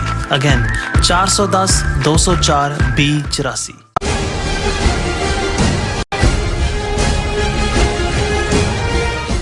Viewers welcome back on programme. So viewers ਗੱਲਬਾਤ ਕਰਾਂਗੇ ਕਿ ਟੋਰਾਂਟੋ ਕੈਨੇਡਾ ਤੋਂ TV 84 ਦੇ ਬਹੁਤ ਹੀ ਪਿਆਰੇ ਸ਼ੁਭ ਚਿੰਤਕ ਅਤੇ ਸਿੱਖ ਕੌਮ ਦੇ ਚੰਗੇ ਦੋਸਤ ਜਵਾਰ ਸ਼ਾਹ ਸਾਹਿਬ ਨੇ ਤਾਰੀਫ ਵਿੱਚ ਜਿਹੜੇ ਪੱਤਰ ਨੇ ਉਹ ਸਾਨੂੰ ਲਿਖੇ ਨੇ, ਸੋ ਉਸ ਬਾਰੇ ਆਪਾਂ ਜ਼ਿਕਰ ਕਰਨ ਜਾ ਰਹੇ ਹਾਂ। ਸੋ ਅਸੀਂ ਚਾਹਾਂਗੇ ਕਿ ਤੁਸੀਂ ਇਸੇ ਤਰ੍ਹਾਂ ਬਣੇ ਰਹਿਣਾ, ਦੇਖਣ ਸੁਣਨ ਲਈ, ਲਿਖਣ ਲਈ। ਤੁਹਾਡਾ ਸਭ ਦਾ ਬਹੁਤ ਬਹੁਤ ਧੰਨਵਾਦ ਜੀ। ਡਾਕਟਰ ਸਾਹਿਬ ਕੀ ਕਹਿਣਾ ਚਾਹੋਗੇ? ਦੇਖੋ, ਜਦੋਂ ਲੰਬੇ ਅਰਸੇ ਬਾਅਦ ਪਹਿਲੀ ਵਾਰ ਕੈਨੇਡਾ ਜਾਣ ਦਾ ਸਬਬ ਲਗਭਗ 2 ਮਹੀਨੇ ਪਹਿਲਾਂ ਹੋਇਆ ਔਰ TV 84 ਦੀ ਸੇਵਾ ਨੂੰ ਰੈਕਗਨਾਈਜ਼ ਕਰਦੇ ਆ, ਥਾਂ ਥਾਂ ਫੰਕਸ਼ਨ ਰੱਖੇ ਗਏ, ਤਾਂ ਇੱਕ ਜਿਹੜਾ ਬੈਂਕੁਏਟ ਹਾਲ ਦੇ ਵਿੱਚ ਸਮਾਗਮ ਸੀ, ਉਹਦੇ 'ਚ ਸਾਡੇ ਬਹੁਤ ਹੀ ਪਿਆਰੇ ਜਵਾਰ ਸ਼ਾਹ ਸਾਹਿਬ, ਜਿਹੜੇ ਲੰਬੇ ਵਕਤ ਤੋਂ TV 84 ਨਾਲ ਤਾਂ ਜੁੜੇ ਹੀ ਹੋਏ ਨੇ, ਪਰ ਉਹਨਾਂ ਦੀ ਇਨਪੁਟ ਸਾਡੇ ਲਈ ਬਹੁਤ ਹੀ ਜਿਹੜਾ ਉਹ ਕੀਮਤੀ ਸਰਮਾਇਆ ਹੁੰਦਾ ਹੈ ਸਾਡੀ ਲਰਨਿੰਗ ਲਈ ਵੀ। ਔਰ ਜਿਸ ਕਿਸਮ ਦੀ ਸਿੰਸੈਰਿਟੀ ਦੇ ਨਾਲ ਔਰ ਇੱਕ ਖੋਜੀ ਹੋਣ ਦੇ ਨਾਤੇ ਰਿਸਰਚਰ ਉਹ ਇਸ਼ੂਜ਼ ਵੱਲ ਦੇਖਦੇ ਨੇ, ਉਹ ਆਪਣੇ ਪਰਿਵਾਰ ਨਾਲ, ਆਪਣੀ ਅਹਿਲੀਆ, ਉਹਨਾਂ ਦੀ ਬੇਟੀ ਉਹਨਾਂ ਦੇ ਨਾਲ ਆਏ, ਸਾਰੇ ਪ੍ਰੋਗਰਾਮ 'ਚ ਬੈਠੇ ਔਰ ਐਡਰੈਸ ਵੀ ਕੀਤਾ ਉਹਨਾਂ ਨੇ। ਔਰ ਉਹ ਮੇਰੇ ਲਈ ਇੱਕ ਬਹੁਤ, ਜਿਸ ਨੂੰ ਤੁਸੀਂ ਨਾ ਭੁੱਲਣ ਵਾਲੇ ਕੁਝ ਪਲ ਹੁੰਦੇ ਨੇ, ਉਵੇਂ ਸੀ। ਹਾਲਾਂਕਿ ਇਸ ਵਾਰ ਵੀ ਮੇਰੀ ਚਾਹਨਾ ਸੀ ਕਿ ਮੈਂ ਉਹਨਾਂ ਦੇ ਨਾਲ ਮੁਲਾਕਾਤ ਕਰ ਸਕਦਾ, ਪਰ ਇਸ ਦਾ ਮੈਨੂੰ ਅੰਦਾਜ਼ਾ ਸੀ ਕਿ ਫਰਾਈਡੇ ਅਸੀਂ ਫਲਾਈ ਕਰਕੇ ਗਏ ਔਰ ਸੈਟਰਡੇ ਸੰਡੇ ਦੋਨੋਂ ਦਿਨ ਜਿਸ ਕੰਮ ਲਈ ਜਾ ਰਹੇ ਸੀ ਵਰਲਡ ਸਿੱਖ ਪਾਰਲੀਮੈਂਟ, ਉਹਦੇ 'ਚ ਅਸੀਂ ਸਵੇਰ ਤੋਂ ਰਾਤ ਤੱਕ ਵਿਹਲੇ ਨਹੀਂ ਸੀ ਹੋ ਸਕਣਾ ਔਰ ਫਰਾਈਡੇ ਨਾਈਟ ਫਿਰ ਅਸੀਂ ਡਰਾਈਵ ਬੈਕ ਕੀਤਾ ਰਾਦਰ। ਹਾਲਾਂ ਮੈਂ ਮੰਡੇ ਮਾਰਨਿੰਗ ਕਰਨਾ ਸੀ ਫਲਾਈ, ਤੇ ਮੈਨੂੰ ਲੇਕਿਨ ਮਤਲਬ ਟੋਰਾਂਟੋ ਦੇ ਧਰਤੀ ਤੋਂ ਉਤਰਦਿਆਂ ਜਿਹੜੇ ਕੁਛ ਚਿਹਰੇ ਮੇਰੇ ਸਾਹਮਣੇ ਆਏ, ਉਹਨਾਂ 'ਚ ਜਵਾਰ ਸ਼ਾਹ ਸਾਹਿਬ ਵੀ ਸੀ ਕਿ ਉਹਨਾਂ ਨੂੰ ਇਸ ਵਾਰ ਅਸੀਂ ਨਹੀਂ ਮਿਲ ਪਾਏ। ਹਾਲਾਂਕਿ ਉਹਨਾਂ ਦੇ ਇਸ ਪੀਰੀਅਡ ਦੇ ਵਿੱਚ 26 ਨਵੰਬਰ ਨੂੰ ਇੱਕ ਲਿਖਤ ਉਹਨਾਂ ਦੀ ਸਾਨੂੰ ਆਈ ਔਰ ਇੱਕ ਜਿਹੜੀ ਲਿਖਤ ਹੈ ਉਹ ਅੱਜ ਨਵੰਬਰ 29 ਨੂੰ ਆਈ ਹੈ ਔਰ ਉਹਦੇ 'ਚ ਉਹਨਾਂ ਨੇ ਹਮੇਸ਼ਾ ਹੀ ਉਹ ਆਪ ਉਹ ਇੰਨੇ ਲਰਨਡ, ਸੁਲਝੇ ਹੋਏ ਔਰ ਇੰਨੇ ਵਿਦਵਾਨ ਨੇ ਕਿ ਇਹ ਵੀ ਇੱਕ ਵੱਡਾਪਨ ਹੁੰਦਾ। ਜਿਹੜੇ ਲੋਕ ਵੱਡੇ ਹੁੰਦੇ ਨੇ ਉਹ ਆਪਸ ਕੋ ਜੋ ਜਾਣੇ ਨੀਚਾ ਸੋ ਗਣੀਏ ਸਭ ਤੇ ਉੱਚਾ, ਉਹ ਆਪਣੇ ਆਪ ਨੂੰ ਜਿਹੜਾ ਉਹ ਥੱਲੇ ਰੱਖ ਕੇ ਦੂਸਰਿਆਂ ਨੂੰ ਵਡਿਆਉਂਦੇ ਨੇ। ਤੇ ਮੈਂ ਉਹਨਾਂ ਦੀ ਲਿਖਤ ਜਿਹੜੀ ਉਹਨਾਂ ਨੇ ਪਹਿਲਾਂ ਅਸੀਂ 2 ਖਬਰਾਂ ਦੀ ਉਹਨਾਂ ਦੇ ਉੱਤੇ ਉਹਨਾਂ ਦਾ ਸੀ, ਅਸੀਂ ਜਿਨ੍ਹਾਂ ਨੂੰ ਐਨਾਲਾਈਜ਼ ਕੀਤਾ ਸੀ, ਉਹਦੇ 'ਚ ਉਹਨਾਂ ਨੇ ਪਹਿਲੇ ਦਾ ਸਬਜੈਕਟ ਇਹ ਦਿੱਤਾ ਹੈ, we salute you for brilliant analysis of complex geopolitical matters which concerns the world, ਕਿ ਜਿਹੜੀਆਂ ਉਸ ਸਾਰੇ ਸੰਸਾਰ ਨੂੰ ਪ੍ਰਭਾਵਿਤ ਕਰਦੀਆਂ ਨੇ, ਜੀਓਪੋਲਿਟੀਕਲ, ਉਹਨਾਂ ਦੇ ਉੱਤੇ ਤੁਹਾਡੇ ਜਿਹੜਾ ਐਨਾਲਿਸਿਸ ਹੈ ਉਸ ਨੂੰ ਦੀ ਸ਼ਲਾਘਾ ਕਰਦੇ। ਔਰ ਫਿਰ ਉਹਨਾਂ ਨੇ ਕਿਹਾ ਸਤਿ ਸ੍ਰੀ ਅਕਾਲ ਐਂਡ ਸਲਾਮ, we salute you for brilliant analysis of complex geopolitical matters which concerns the world. You covered these 2 news reports, some observation, ਜਿਹੜੀਆਂ 2 ਨਿਊਜ਼ ਰਿਪੋਰਟਸ ਤੇ ਅਸੀਂ ਗੱਲ ਕੀਤੀ, ਉਹਦੀਆਂ ਆਬਜ਼ਰਵੇਸ਼ਨਸ ਇਹਨਾਂ ਦੀਆਂ। Indian general threatens to take over Azad Kashmir from Pakistan, just waiting for orders from Modi government, ? Pakistan's ISPR denounced it, called it delusional mindset and insanity. ਔਰ ਇਹਦੇ ਤੇ ਇਵਨ ਪ੍ਰਵੀਨ ਚੌਧਰੀ ਜਿਹੜੇ ਨੇ, ਪ੍ਰਵੀਨ ਸਾਨੀ ਇੱਕ ਬਹੁਤ ਹੀ ਜ਼ਬਰਦਸਤ ਨੇ, ਉਹਨਾਂ ਨੇ ਇੰਡੀਆ ਦਾ ਮਜ਼ਾਕ ਵੀ ਉਡਾ, ਰਿਡੀਕਿਊਲ ਕੀਤਾ ਹੈ ਕਿ ਵੀ ਤੁਸੀਂ, ਔਰ ਜ਼ਾਹਰ ਹੈ ਪਾਕਿਸਤਾਨ ਦੀ ਜਿਹੜੀ ਇੰਟਰ ਸਰਵਿਸ ਪਬਲਿਕ ਰਿਲੇਸ਼ਨ ਹੈ ਉਹਨਾਂ ਨੇ ਇਹ ਕਿਹਾ ਕਿ ਐਵੇਂ ਜਿਹੜਾ ਉਹ ਭੁਲੇਖੇ 'ਚ ਨਾ ਰਹੋ, ਡਿਲੂਜਨ ਦੇ ਵਿੱਚ ਨਾ ਰਹੋ, ਇਸ ਦਾ ਫਿਰ ਤੁਹਾਨੂੰ ਖਮਿਆਜ਼ਾ ਭੁਗਤਣਾ ਪਏਗਾ। ਉਹਨਾਂ ਨੇ ਹੁਣ ਇਹ ਕਹਿ ਕੇ ਆਪਣਾ ਕਮੈਂਟ ਕੀਤਾ ਕਿ ਪਾਕਿਸਤਾਨ's battle hardened military can take on 6 times bigger India anytime. Did the general forget 2 Indian Air Force aircraft shot down by the Pakistan Air Force over Kashmir? ਕਿ ਬੇਸ਼ੱਕ ਭਾਰਤ 6 ਗੁਣਾ ਵੱਡਾ ਹੈ ਪਰ ਪਾਕਿਸਤਾਨ ਦੀ ਆਰਮੀ ਜਿਹੜੀ ਹੈ ਉਹ ਬੈਟਲ ਹਾਰਡਨਡ ਹੈ, ਕੋਈ ਸ਼ੱਕ ਨਹੀਂ ਹੈ। ਉਹਨਾਂ ਨੇ ਇਨਰ ਟੈਰਰਿਜ਼ਮ ਨੂੰ ਡੀਲ ਕੀਤਾ, ਅਫਗਾਨਿਸਤਾਨ ਨਾਲ 2 ਵਾਰ ਜਿਹੜਾ ਰਸ਼ੀਆ ਦੇ ਵੇਲੇ ਜਦੋਂ ਸੋਵੀਅਤ ਯੂਨੀਅਨ, ਫਿਰ ਪਿਛਲੇ 20 ਸਾਲ ਤੋਂ ਜਦੋਂ ਨੈਟੋ ਜਾ ਕੇ ਉੱਥੇ ਬੈਠ ਕੇ ਅਮਰੀਕਾ ਔਰ ਦੂਜਾ, ਉਹਨਾਂ ਨੇ ਕਿਹਾ ਵੀ ਭੁੱਲ ਗਿਆ ਭਾਰਤ ਨੂੰ ਵੀ ਉਹਨਾਂ ਦੇ 2 ਜਹਾਜ਼ ਡਿੱਗੇ। Indian wing commander Abhinandan was taken prisoner, fantastic, he is fantastic, ਉਹਨੂੰ ਭੁੱਲ ਗਿਆ। In retaliation, Pakistan's nuclear strike can totally annihilate India. ਅਸੀਂ ਵੀ ਆਪਣੀ ਡਿਸਕਸ਼ਨ 'ਚ ਇਹੀ ਕਿਹਾ ਸੀਗਾ ਕਿ ਕਿਹੜੇ ਪਾਗਲਾਂ ਦੀ ਦੁਨੀਆ 'ਚ ਰਹਿੰਦੇ ਨੇ ਕਿ ਵੀ ਪਾਕਿਸਤਾਨ ਹੁਣ ਜਿਹੜਾ ਉਹ 1998 ਤੋਂ ਪਹਿਲਾਂ ਵਾਲਾ ਪਾਕਿਸਤਾਨ ਨਹੀਂ ਹੈ ਜੋ ਇਹਨਾਂ ਨੇ 71-72 'ਚ ਕੀਤਾ ਕਿ ਜੀ ਤੁਸੀਂ ਤੋੜਤਾ ਮੁਲਕ 'ਚ। ਉਹ ਹੁਣ ਨਿਊਕਲੀਅਰ ਉਹਨਾਂ ਕੋਲ ਬੈਸਟ ਦੁਨੀਆ ਦੇ ਵਿੱਚ ਈਵਨ ਡਿਲੀਵਰੀ ਸਿਸਟਮ ਹੈ ਨਿਊਕਲੀਅਰ ਹੈਡ ਮਿਸਲਸ ਨੂੰ। ਫਿਰ ਦੂਸਰਾ ਜਿਹੜਾ ਸਾਡਾ ਐਨਾਲਿਸਿਸ ਸੀ ਉਹਦੇ ਤੇ ਉਹਨਾਂ ਨੇ PM Modi can visit US, has immunity even if he is mass murderer, and US and European Union had denied him visa after Gujarat massacre. Yes, he has immunity to attend UN session in New York just as Fidel Castro, Saddam Hussein and other criminals were allowed. ਕਿ ਵੀ ਇਹ ਜੇ ਮੋਦੀ ਨੂੰ ਉਹਨਾਂ ਨੇ of the hook ਵੀ ਕੀਤਾ ਸੀ ਤਾਂ ਸਿਰਫ New York ਤੱਕ ਬਣਦਾ ਸੀ ਕਿਉਂਕਿ ਜਿਵੇਂ ਉਹਨਾਂ ਨੇ ਫਿਡਲ ਕਾਸਟਰੋ ਜਾਂ ਸਦਾਮ ਹੁਸੈਨ ਕਿਉਂਕਿ UN ਹੈਡਕੁਆਟਰ ਇੱਥੇ ਹੈ। But those leaders or criminals, Saddam Hussein or Fidel Castro, were certainly not invited to White House as state guests. उन्होंने White House ने तो नहीं सी उन्होंने state guest बनाया जिमें मोदी ਨੂੰ बार-बार बनाया। जी। Adolf Hitler was elected, quote unquote, German leader, so he would have been invited to the White House. ਕਿ ਫਿਰ ਤਾਂ ਉਹਨੂੰ ਵੀ ਸੱਦ ਲੈਣਾ ਸੀ ਹਿਟਲਰ ਨੂੰ ਵੀ ਕਿਉਂਕਿ ਉਹ ਵੀ ਇਲੈਕਟਡ ਹੀ ਸੀ। ਲੋਕਾਂ ਨੇ ਉਹਨੂੰ ਬਣਾਇਆ ਔਰ ਉਹਨਾਂ ਦਾ ਨਾਮ ਵੀ ਜਿਹੜਾ ਡੈਮੋਕ੍ਰੈਟਿਕ ਜਰਮਨੀ ਦੇ ਥੱਲੇ ਹੀ ਵੱਜਦਾ ਸੀ। Certainly not. Argument that Modi is leader, so he was invited is shocking. US dishonestly and duplicity either invite them all or none at all. ਉਹਨੂੰ ਕਿਹਾ ਜੀ ਇਹ ਤਾਂ ਜਿਹੜਾ ਜਵਾਬ ਹੀ ਹੈ ਇਹ ਡੁਪਲਿਸਿਟੀ ਵਾਲਾ ਐਵੇਂ ਹੈ ਜਾਂ ਤਾਂ ਤੁਸੀਂ ਉਹ ਬਾਕੀਆਂ ਨੂੰ ਵੀ ਇਨਵਾਈਟ ਕਰਦੇ ਫਿਰ ਵਾਈਟ ਹਾਊਸ ਉਹਨਾਂ ਨੂੰ ਦੰਦੇ ਰੈੱਡ ਕਾਰਪੇਟ ਜਾਂ ਕਿਸੇ ਨੂੰ just sharing this ਡਿਸਆਨੈਸਟੀ and ਡੁਪਲਿਸਿਟੀ in JIO politics. ਬਿਲਕੁਲ ਯੂਆਰ ਸਾਹਿਬ ਤੁਸੀਂ ਠੀਕ ਫਰਮਾਇਆ। ਔਰ ਅੱਜ ਦੀ ਲਿਖਤ ਉਹਨਾਂ ਦੀ ਸਾਡੇ ਕੱਲ੍ਹ ਦੇ ਜਦੋਂ ਵਰਲਡ ਸਿੱਖ ਪਾਰਲੀਮੈਂਟ ਦੇ ਹਵਾਲੇ ਨਾਲ ਕੀਤਾ ਉਹਦਾ ਟਾਈਟਲ ਹੀ ਉਹਨਾਂ ਨੇ ਦਿੱਤਾ ਹੈ ਰਾਜ ਕਰੇਗਾ ਖਾਲਸਾ। Nice. Dear doctor Amarjit Singh ਸਤਿ ਸ੍ਰੀ ਅਕਾਲ ਐਂਡ ਸਲਾਮ।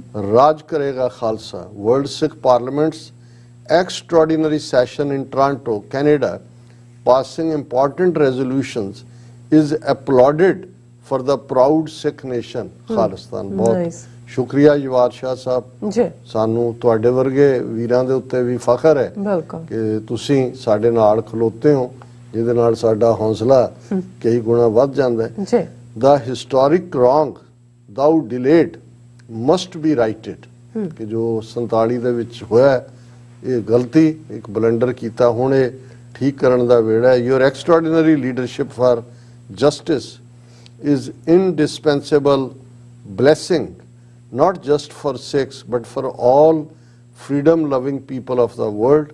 We salute your leadership, commitment and humanity, Yuar Shah. ਇਹ ਯੂਆਰ ਸ਼ਾਹ ਸਾਹਿਬ ਤੁਸੀਂ ਇਹਨਾਂ ਲਫ਼ਜ਼ਾਂ ਨਾਲ ਤਾਂ ਹੋਰ ਵੀ ਸਾਨੂੰ ਜ਼ਮੀਨ ਦੇ ਵਿੱਚ ਵੜਨ ਵਾਲਾ ਲੁਕਣ ਨੂੰ ਜੀ ਕਰਦਾ ਹੈ। ਇਹ ਤੁਹਾਡੀ ਨਵਾਜ਼ਿਸ਼ ਹੈ ਤੁਹਾਡਾ ਵੱਡਾਪਨ ਹੈ।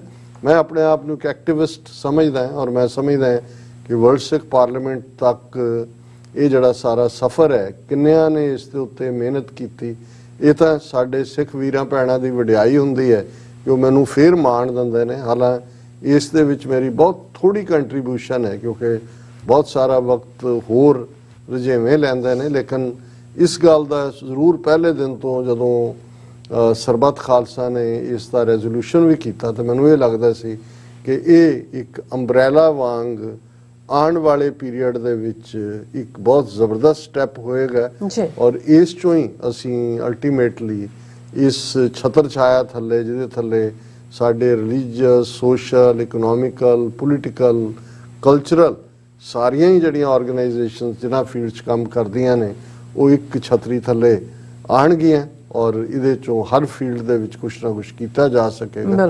ਔਰ ਇਹਦੇ 'ਚ ਵੀ ਕੋਈ ਸ਼ੱਕ ਨਹੀਂ ਹੈ ਕਿ ਜਦੋਂ ਰੈਜ਼ੋਲੂਸ਼ਨ ਜਿਹਦੇ 'ਚ ਕਸ਼ਮੀਰ ਦੀ ਆਜ਼ਾਦੀ ਦੀ ਗੱਲ ਔਰ ਨਾਗਾਲੈਂਡ ਦੀ ਆਜ਼ਾਦੀ ਦੀ ਗੱਲ ਸੀ ਪੂਰਾ ਜਿਹੜਾ ਡੈਲੀਗੇਟ ਸੈਸ਼ਨ ਸੀ ਉਸ ਦੇ ਵਿੱਚ ਜੈਕਾਰੇ ਗੂੰਜਦੇ ਸੀ ਬੋਲੇ ਸੋ ਨਿਹਾਲ ਸਤਿ ਸ੍ਰੀ ਅਕਾਲ ਕਿਉਂਕਿ ਜੇ ਇਸ ਦਾ ਨਾਮ ਵਰਲਡ ਸਿੱਖ ਪਾਰਲੀਮੈਂਟ ਹੈ ਸਿੱਖਾਂ ਦੀ ਨੁਮਾਇੰਦਗੀ ਹੈ ਤੇ ਸਿੱਖ ਫਿਰ ਕੱਲਾ ਆਪਣੇ ਦੁੱਖਾਂ ਦਾ ਫਿਕਰ ਨਹੀਂ ਕਰਦਾ ਰਾਦਰ ਸਿੱਖ ਕੁੱਲ ਇਨਸਾਨੀਅਤ ਦੇ ਵਿੱਚ ਜਿੱਥੇ ਜਿੱਥੇ ਵੀ ਕੋਈ ਪੀੜਤ ਹੈ ਔਰ ਅਸੀਂ ਤਾਂ ਆਪਣੇ ਖਿੱਤੇ ਦੀ ਗੱਲ ਕਰ ਰਹੇ ਹਾਂ ਕਿਉਂਕਿ ਜੋ ਕਸ਼ਮੀਰੀਆਂ ਤੇ ਜ਼ੁਲਮ ਇੰਡੀਅਨ ਸਟੇਟ ਕੀਤੇ ਨੇ ਕਰ ਰਹੀ ਹੈ ਨਾਗਿਆਂ ਤੇ ਕੀਤੇ ਨੇ ਕਰ ਰਹੀ ਹੈ। ਔਰ ਇਸ ਤੋਂ ਇਲਾਵਾ ਜਿਵੇਂ ਈਵਨ ਦਲਿਤ ਔਰ ਟਰਾਈਬਲਸ ਦੇ ਲਈ ਵੀ ਰੈਜ਼ੋਲੂਸ਼ਨਸ ਹੋਏ ਔਰ ਆਵਾਜ਼ ਚੁੱਕੀ ਗਈ।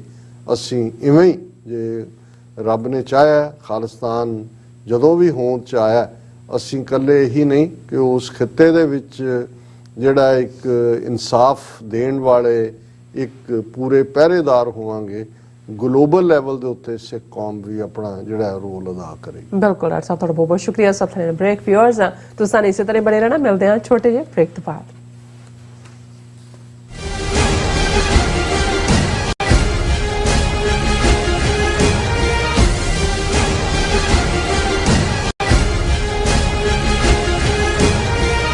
ਕੀ ਤੁਹਾਨੂੰ 30, 40 ਜਾਂ 50 ਦਿਨ ਵੇਟ ਕਰਨੀ ਪੈ ਰਹੀ ਹੈ ਤੁਹਾਡੇ ਚੈੱਕ ਲਈ? ਫਿਰ ਬ੍ਰੋਕਰਾਂ ਪਿੱਛੇ ਭੱਜਦੇ ਫਿਰਦੇ ਹੋ ਪੈਸੇ ਲਈ। ਬਹੁਤ ਜ਼ਿਆਦਾ ਟਾਈਮ ਵੇਸਟ ਹੋ ਜਾਂਦਾ ਇੱਦਾਂ ਤਾਂ। ਜੇ ਤੁਸੀਂ ਅੱਜ ਹੀ ਪੈਸੇ ਲੈਣੇ ਤਾਂ ਬੌਬਟੇਲ ਨੂੰ ਕਾਲ ਕਰੋ। ਬੌਬਟੇਲ ਤੁਹਾਡੀਆਂ ਇਨਵੋਇਸਿਸ ਸੇਮ ਡੇ ਫੰਡ ਕਰ ਸਕਦੇ ਹਨ for a small fee, no contract, no reserve and no hidden fees। ਅੱਜ ਹੀ ਕਾਲ ਕਰੋ ਬੌਬਟੇਲ ਨੂੰ ਤੇ ਤੁਹਾਡਾ ਪਹਿਲਾ ਮਹੀਨਾ ਫ੍ਰੀ। 410 204 2084। ਅਗੇਨ 410 204 2084।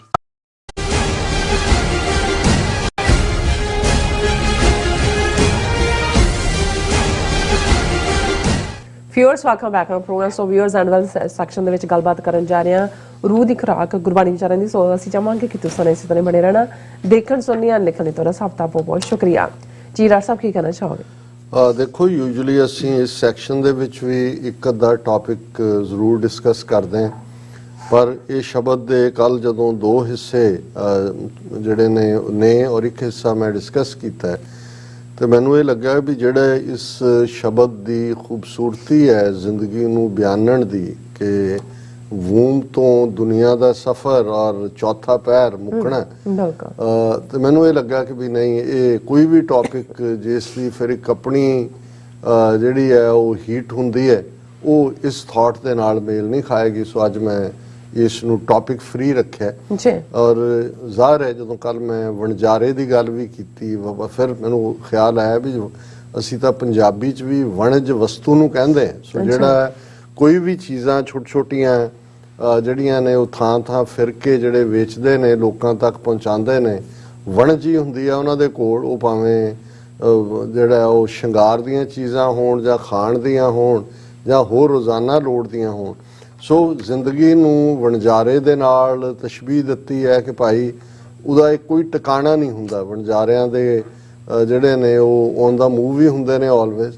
ਇਸੇ ਤਰ੍ਹਾਂ ਇਹ ਇਨਸਾਨ ਇਹ ਮਤ ਸਮਝ ਕਿ ਇਹ ਧਰਤੀ ਤੇਰਾ ਪੱਕਾ ਟਿਕਾਣਾ ਹੈ, ਇੱਥੇ ਤਾਂ ਜੋ ਆਇਆ ਸੋ ਚੱਲ ਸੀ, ਹਰ ਇੱਕ ਨੇ ਜਾਣਾ, ਔਰ ਇਹ ਤੇਰੇ ਲਈ ਸਰਾਂ ਵਾਂਗ ਹੈ। ਜਿਵੇਂ ਅਸੀਂ ਤਿਲੰਗ ਰਾਗ ਦੇ ਵਿੱਚ ਜਦੋਂ ਮੈਂ ਗੁਰੂ ਨਾਨਕ ਸਾਹਿਬ ਦਾ ਇਹ ਸ਼ਬਦ ਦੁਹਰਾਉਂਦਾ ਹੈ, ਔਰ ਉਸ ਦਾ ਪਹਿਲਾ ਹਿੱਸਾ, ਕਿਉਂਕਿ ਸ਼ਬਦ ਲੰਬਾ ਹੈ ਲੇਕਿਨ ਪਹਿਲਾ ਇਹੀ ਹੈ ਕਿ ਯਕ ਅਰਜ਼ ਗੁਫਤਮ ਪੇਸ਼ ਤੋ ਦਰ, ਗੋਸ਼ ਕੁਨ ਕਰਤਾਰ, ਹੱਕਾ ਕਬੀਰ ਕਰੀਮ ਤੂੰ, ਬੇऐਬ परवरदिगार, दुनिया मुकामे फानी, तहकीक दिल दानी, मम सर मुए इजराइल गिरफ्ते, दिल हेच नादानी।